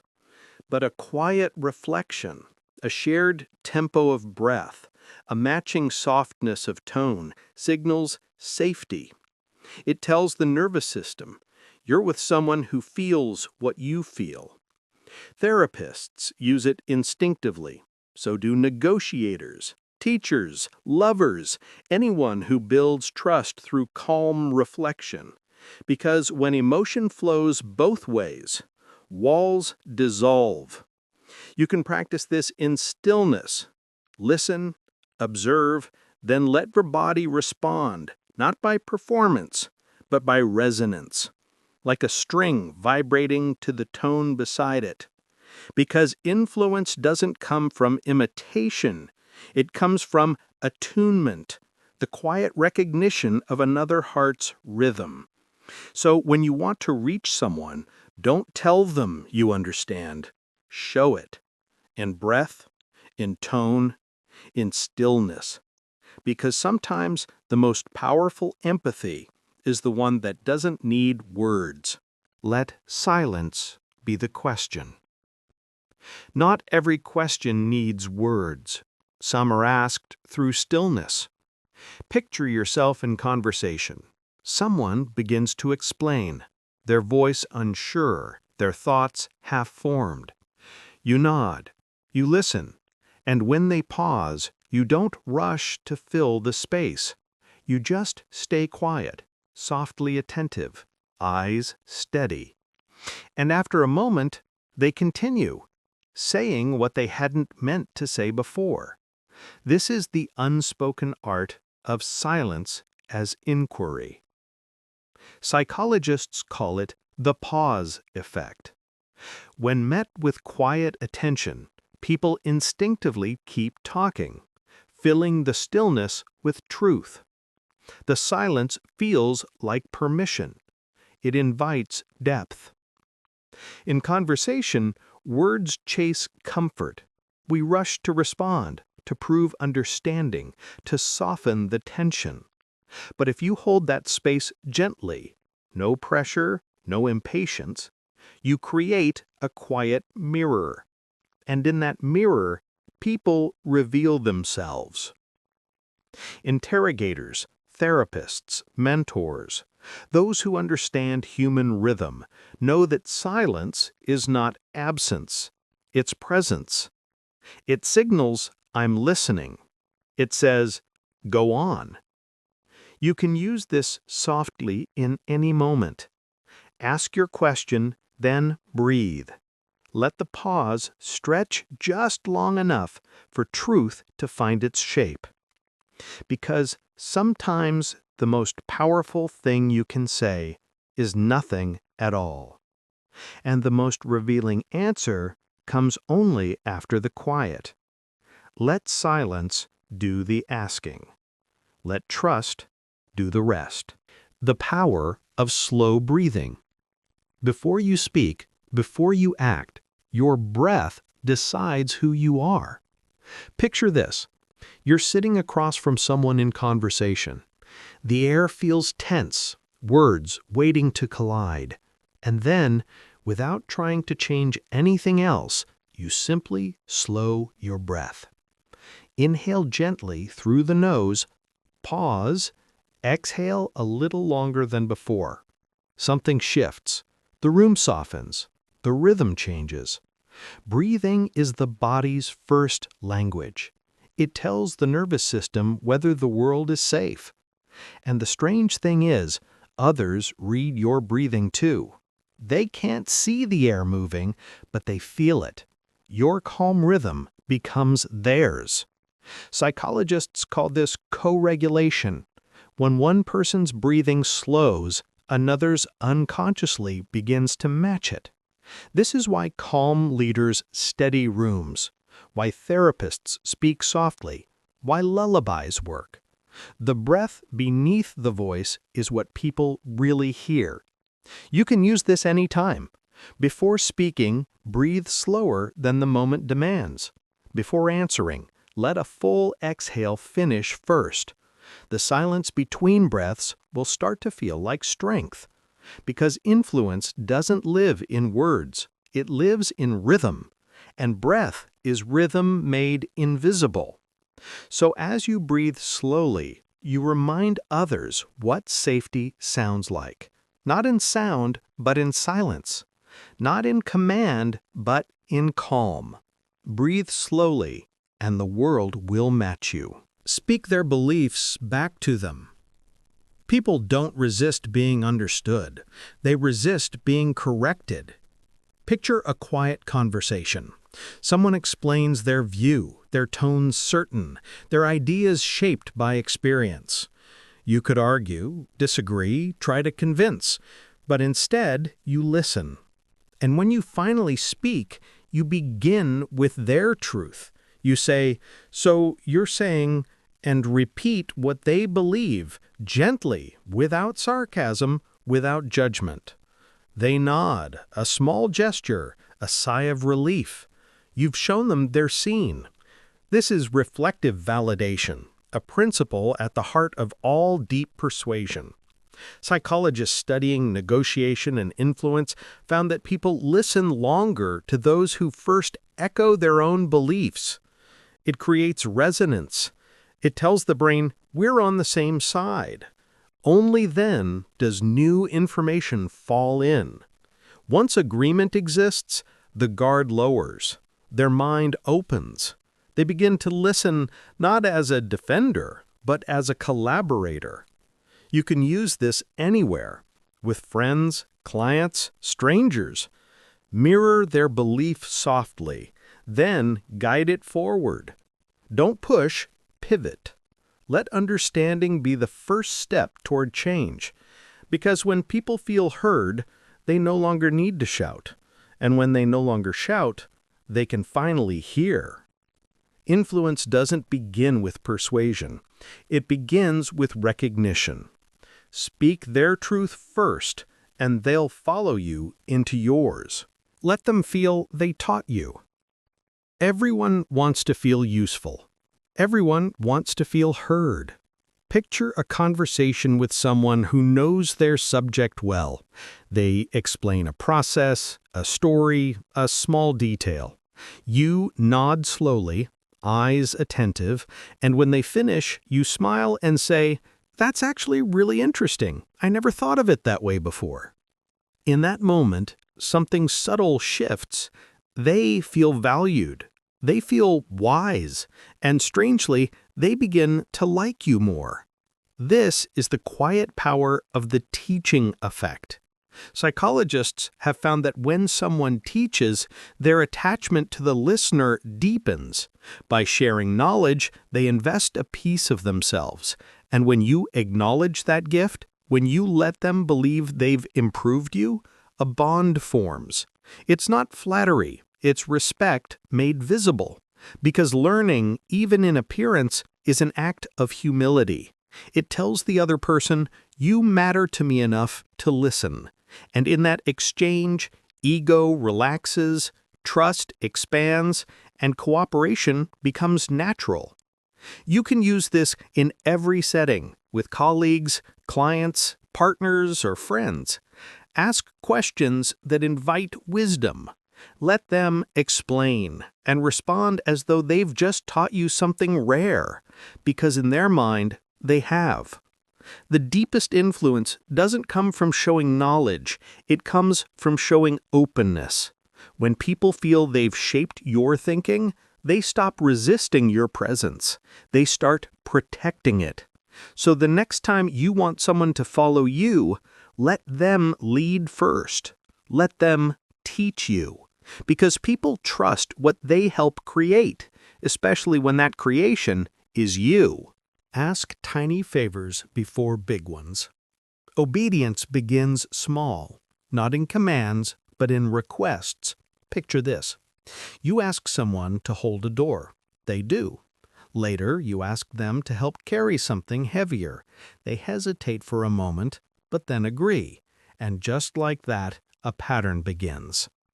This is the foot in the door effect, one of psychology's simplest truths. When someone agrees to a small favor, their mind adjusts its self-image. I'm the kind of person who helps. The next request, slightly larger, feels natural. To refuse it would create discomfort, a fracture between belief and action. It isn't manipulation, it's rhythm. Trust grows through consistency, and consistency begins with small yeses. Leaders and teachers use it gently. They start with easy tasks, small agreements, shared understanding. Each one builds a bridge from cooperation to commitment. The trick is subtlety. The first favor should be effortless, almost forgettable. The second, meaningful enough to strengthen connection. And each request should feel like a choice, not a chain, because influence isn't about control. It's about creating a path so gradual that people walk it freely. Ask little, then more, but always with warmth. Let them feel capable, trusted, important, because the mind loves to stay in harmony with what it's already begun. Small favors open the door. Bigger ones walk through it. Gratitude as soft control. Gratitude feels selfless, but it quietly shapes behavior. Picture this. Someone does something small for you, holds a door, offers advice, gives their time. You look at them, smile softly, and say, "That really means a lot." Or, "I don't think I've thanked you enough for that." The moment passes gently, but something lingers. They feel appreciated, and beneath that warmth, a subtle bond forms. Psychologists call this reciprocal reinforcement. When people are thanked sincerely, their brain links their action with positive emotion. That emotion becomes its own reward, and they want to feel it again. So, without realizing it, they repeat the behavior. This is the soft control of gratitude. Not coercion, but conditioning through kindness. Each thank you becomes a quiet reminder. This is who you are. This is what feels good. Leaders use this to build loyalty. They notice, acknowledge, and let appreciation linger. Parents, partners, and mentors use it too, because the mind learns fastest from what it's rewarded for. But gratitude must never feel like strategy. It must feel true. A thank you that's earned is more persuasive than any request. So when someone helps you, let your gratitude breathe. Don't rush past it. Let it land. Let it echo. Because gratitude, when spoken softly, does more than honor the past. It shapes the future. It tells others how to treat you, how to treat themselves, and what kindness feels like when it's real. The gift of limited attention. Your attention is the rarest currency you own. The less you give, the more it's worth. Picture yourself in conversation. You listen fully, eyes steady, posture open, but not endlessly. When the moment feels complete, you pause, smile, and withdraw your focus just slightly. The silence that follows draws their attention back toward you. They lean in again, trying to earn what they just had. This is the quiet art of scarcity through attention. Psychologists studying human motivation have long known that we value what feels finite. Endless access dulls appreciation. But when attention comes in waves, present then absent, it feels more alive. Influence deepens when your presence feels intentional. When people sense that your focus is not automatic, but chosen, they begin to treasure it. They listen harder, speak softer, and remember more. You can practice this gently. Give your full attention for a time, then let your gaze drift, your energy soften, your presence retreat. Not in coldness, but in rhythm, like a tide pulling back only to return. Because value isn't in constant giving, it's in mindful absence. Every withdrawal creates space for curiosity. Every pause reminds others that your presence carries weight.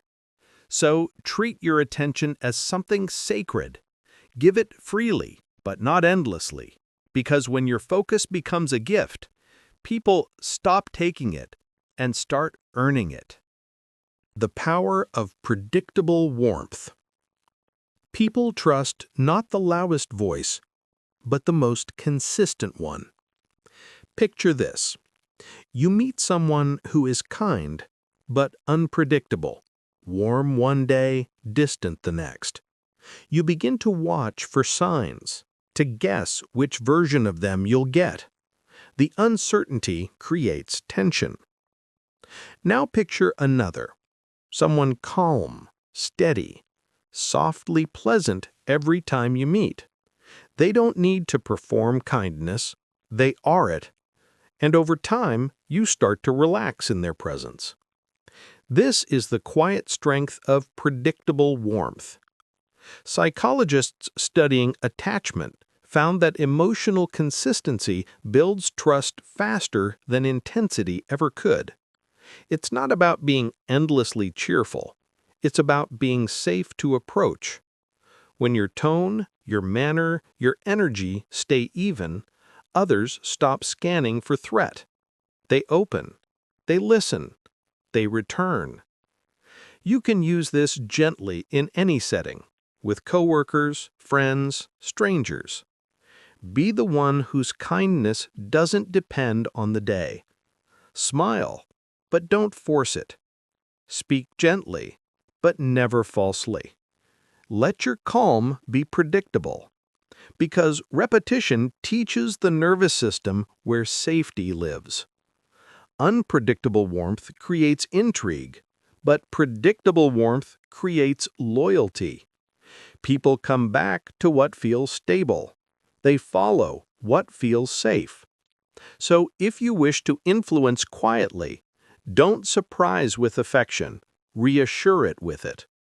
Let your kindness be a pattern, not an event, because the mind relaxes when it knows what to expect, and from that calm, trust quietly blooms. Scarcity of time, abundance of influence. Time changes meaning when you choose how to spend it. Picture this: someone rushes to please everyone, always available, always ready, always saying yes.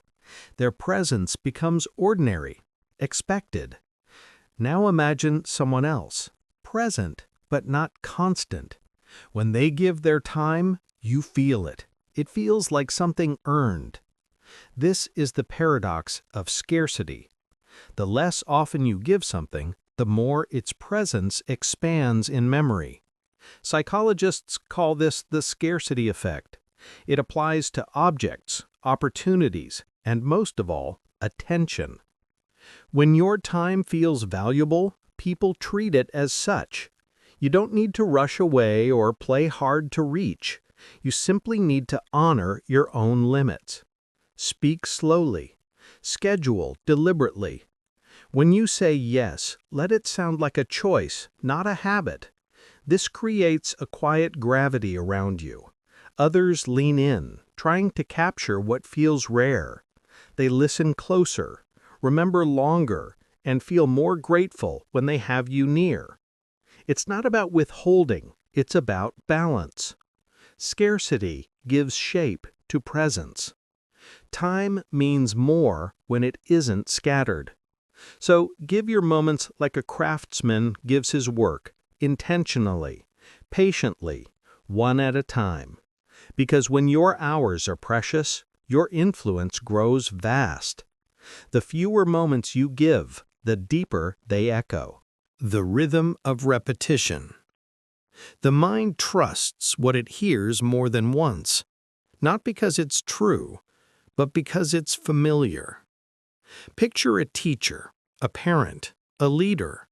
They repeat the same phrase, softly, steadily, until it becomes part of the air around them. At first, the listener only hears the words. Then they begin to feel them. Finally, they believe them. This is the mere exposure effect. Psychologists discovered that people develop preference for what feels familiar. A repeated idea becomes safe, and safety feels like truth. Repetition is rhythm, and rhythm is comfort. It guides the mind the way a heartbeat guides the body. Each return of a phrase builds trust through predictability. The words stop needing proof. They simply exist. You can use this gently. Repeat what matters, not insistently, but naturally, woven through your speech like a calm refrain. The more familiar your tone, the easier your message settles. Great communicators know this. They say things in patterns. 3 soft echoes, 1 steady idea. And each return deepens the sense that what's being said was always meant to be known. So when you want to be remembered, don't chase novelty. Chase rhythm. Let your words circle slowly, each time quieter, simpler, truer. Because influence doesn't always come from what's new, but from what feels like it's always been there. The gentle maybe. Power doesn't always live in certainty. Sometimes it lives in the space between yes and no. Picture a conversation where someone asks for your decision. They wait for an answer, immediate, final, absolute. But instead you smile slightly and say, maybe. Not evasive, not cold, just calm, unhurried. And suddenly the weight of the exchange shifts.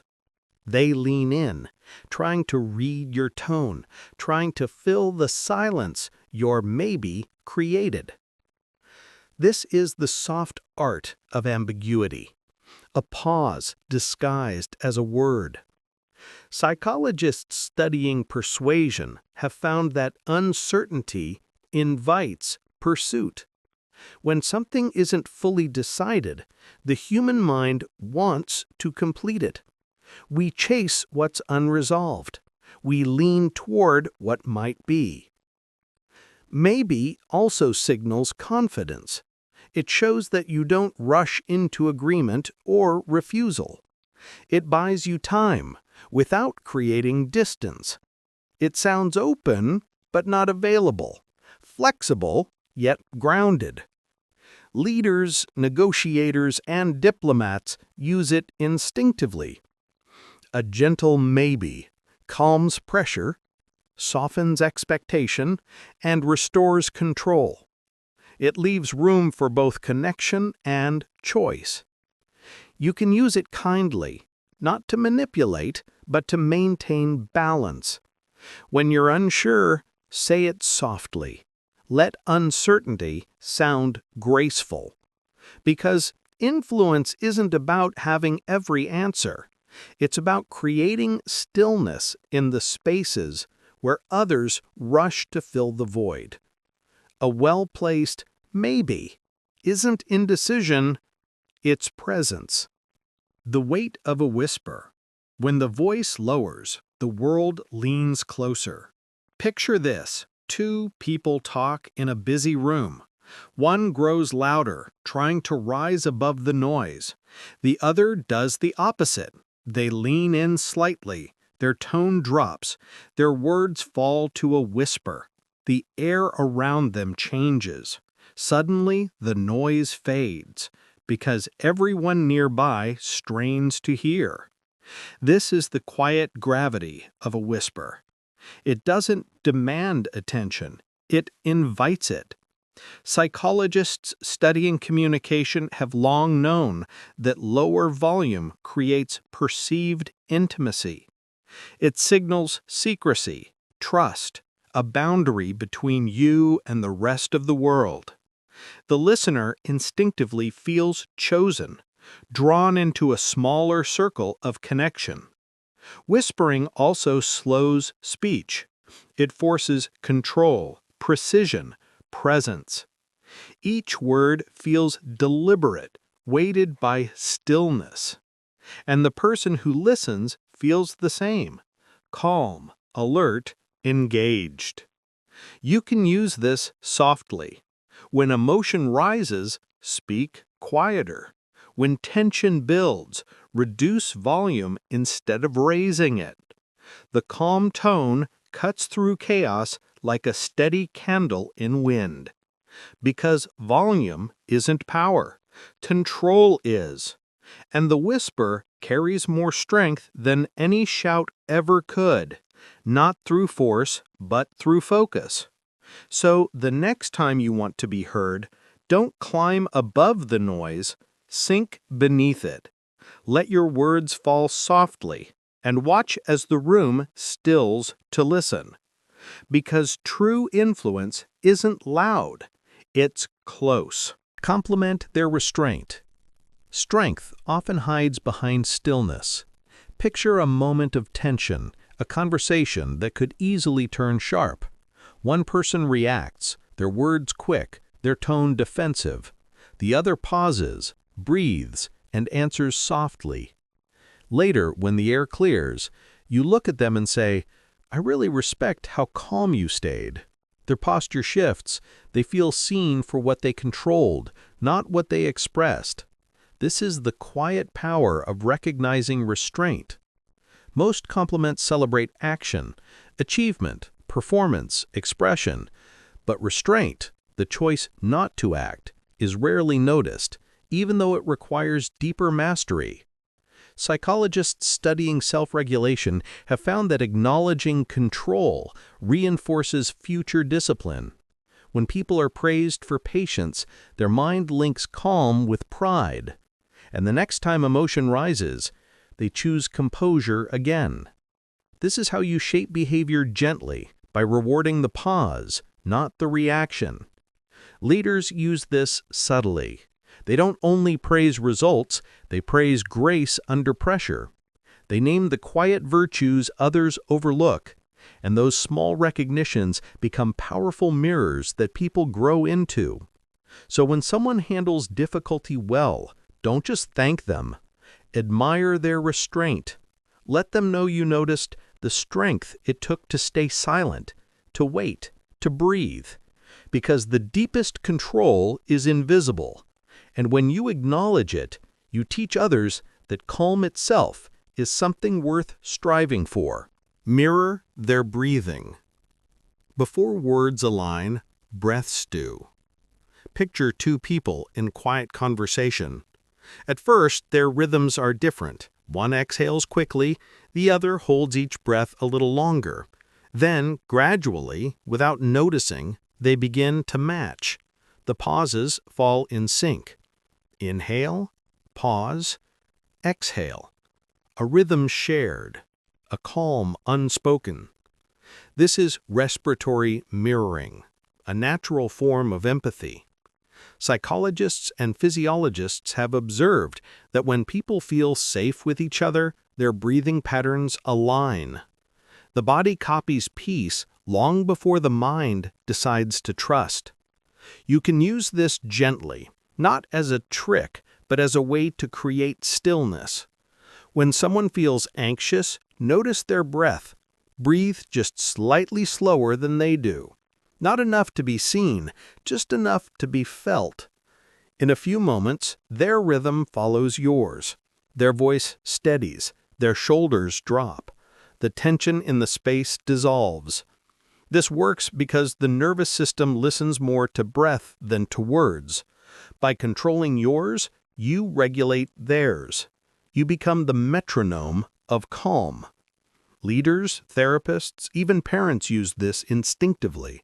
It's the language beneath language. The body saying, "You're safe here." So the next time you want to soothe, to connect, to influence quietly, don't speak first. Breathe first. Find their rhythm and let yours gently lead it.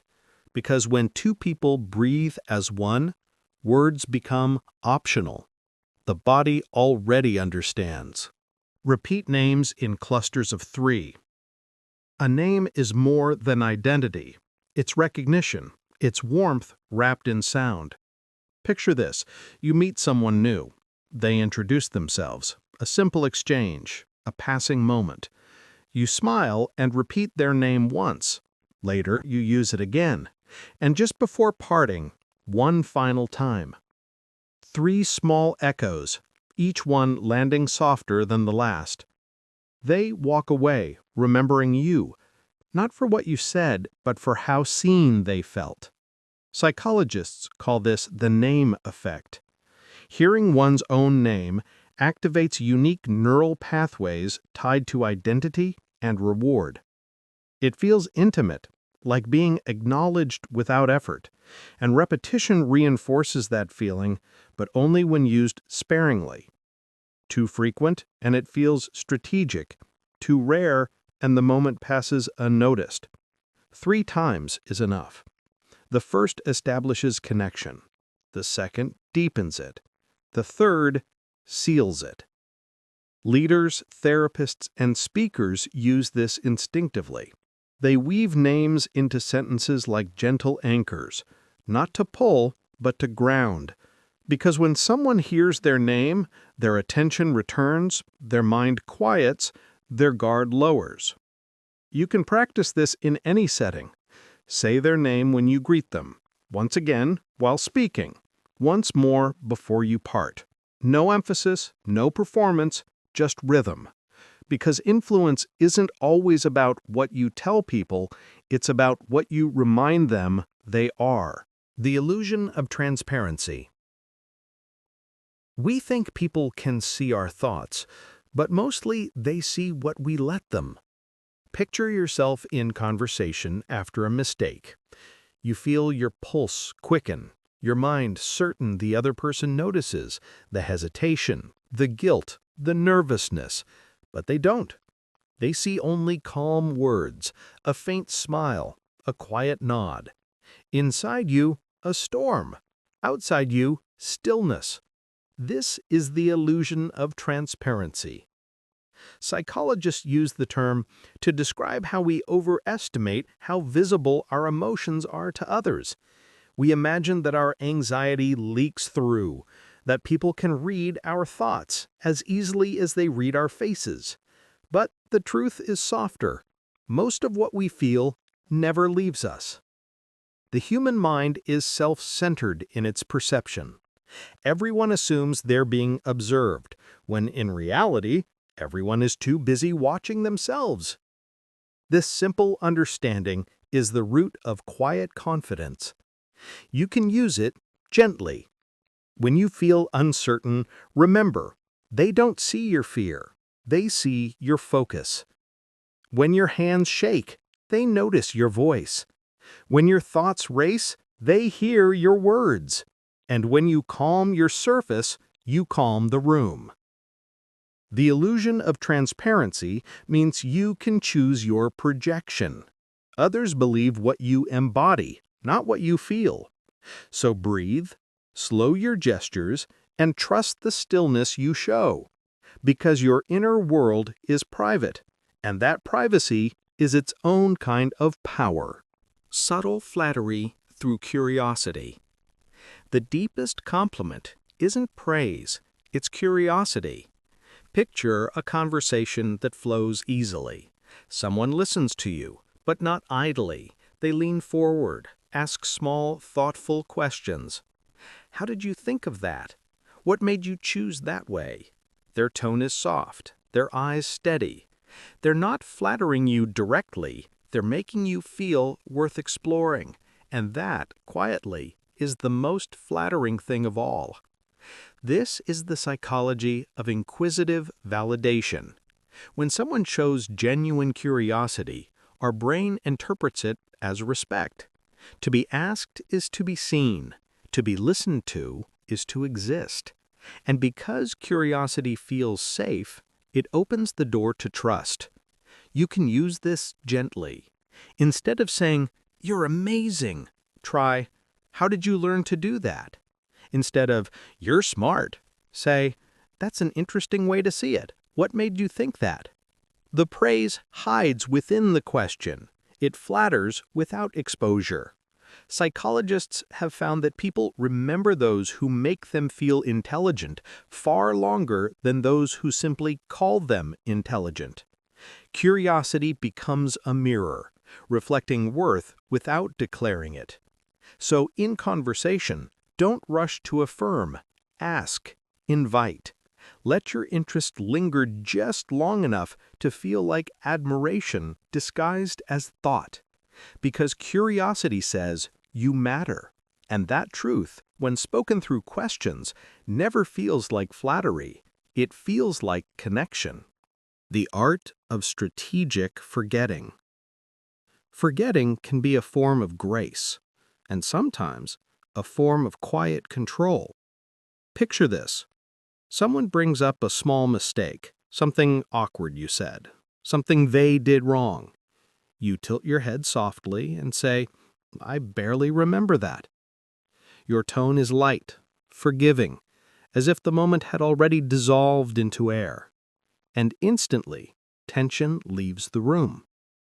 This is the art of strategic forgetting, the ability to let memory serve connection, not ego. By forgetting small slights or awkward details, you teach others how to relax around you. They feel safe, unjudged, unexamined. Psychologists studying relationships call this selective attention. The mind can choose what to remember and what to release. What you ignore becomes powerless. What you revisit, you feed. When used softly, strategic forgetting becomes emotional generosity. You act as though the past is already forgiven, and people behave better in your presence because they feel trusted to start again. Leaders, therapists, and friends all use this in different ways. They remember what matters: effort, intention, honesty, and let the rest fade quietly into the background. It's not manipulation, it's mercy, because forgetting at the right time can heal faster than remembering ever could. So the next time someone expects judgment, give them amnesia instead. Smile and say, "I don't really recall that part," and watch as the weight lifts from their voice. Because in influence, memory is a tool, but forgetting is an art. Complement their perspective. People crave recognition, but not just for what they do, for how they see. Picture this. You're deep in conversation. Someone shares an opinion, not dramatic, just thoughtful, something shaped by their own quiet reasoning. You pause, then say softly, "That's an interesting way to look at it." Or, "I've never thought of it quite like that before." And in that instant, they feel something shift inside them, the warmth of being understood on a level deeper than approval. This is the subtle art of perspective validation. It doesn't say, "You're right." It says, "You make sense." And that distinction changes everything. Psychologists have found that when someone feels their worldview is respected, they lower their defenses. They no longer need to argue or convince. Their mind relaxes into trust, and from that stillness, connection begins. You can use this gently anywhere, with partners, friends, strangers. Even when you disagree, you can honor the structure of their thought. You can say, "I can see why you'd think that." It's not submission, it's acknowledgement. And acknowledgement softens resistance. People aren't drawn to those who always agree. They're drawn to those who make them feel intelligent for believing what they do. So when you want to connect, don't compliment their choices. Compliment their way of seeing. It tells them their mind matters. And when someone's mind feels seen, their heart opens quietly beside it. Agreement through paraphrasing. Agreement doesn't always need the word yes. Sometimes it sounds like reflection. Picture this. Someone explains their idea, carefully, passionately, hoping you'll understand. When they finish, you take a breath and repeat what you heard, not word for word, but meaning for meaning. So what you're saying is, "It sounds like you believe." Their shoulders lower, their breath steadies. They feel seen, not corrected, but mirrored. This is the psychology of active alignment. When you paraphrase someone's thoughts, You validate not just their words, but their effort to express them. Psychologists have long known that paraphrasing triggers feelings of rapport and respect. It tells the other person, "You're worth understanding." And the moment someone feels understood, their resistance fades. They stop defending. They start trusting. The conversation turns from debate to collaboration. You can use this gently, in conflict, in negotiation, or in quiet talk. Don't rush to add your view. First, give their words back to them, softened by your tone. It doesn't mean you agree. It means you're listening. And listening, in its purest form, feels like kindness. When people hear their own thoughts echoed back through another voice, it creates harmony. And harmony feels like agreement, even before real agreement exists. So when you wish to influence, don't start with persuasion. Start with reflection. Because the sound of their truth coming gently from your lips is often all the proof they need that you're on their side. The safe confession technique. Truth, when spoken softly, invites truth in return. Picture this. You're sitting across from someone. The air feels calm, the lighting low. You lower your voice slightly and say, "Can I tell you something small?" Then you share a gentle imperfection, a small worry, a simple truth, something harmless, yet human. They listen, and almost instantly they respond with one of their own. The space between you changes. It feels closer now, warmer. This is the safe confession technique. Psychologists studying social bonding call it reciprocal disclosure. When one person shares vulnerability, the other feels permission to do the same. But the secret lies in scale. Your openness must be light enough to feel safe, yet real enough to feel sincere. Confession doesn't need drama. It needs tone. It needs calm. It needs the softness of, "I trust you with this." And trust, once given, invites trust in return. Leaders use it to build rapport. Friends use it to deepen connection. Even strangers, when sharing something small and true, begin to feel less alone. The power of a safe confession isn't in the words themselves. It's in what they awaken. When you expose a quiet part of yourself, you become permission for others to do the same. So the next time you wish to deepen connection, don't reach for grand honesty. Offer a small truth, wrapped in calm. Let it rest between you like a shared secret. Because in influence, vulnerability isn't weakness, it's the bridge between guarded hearts.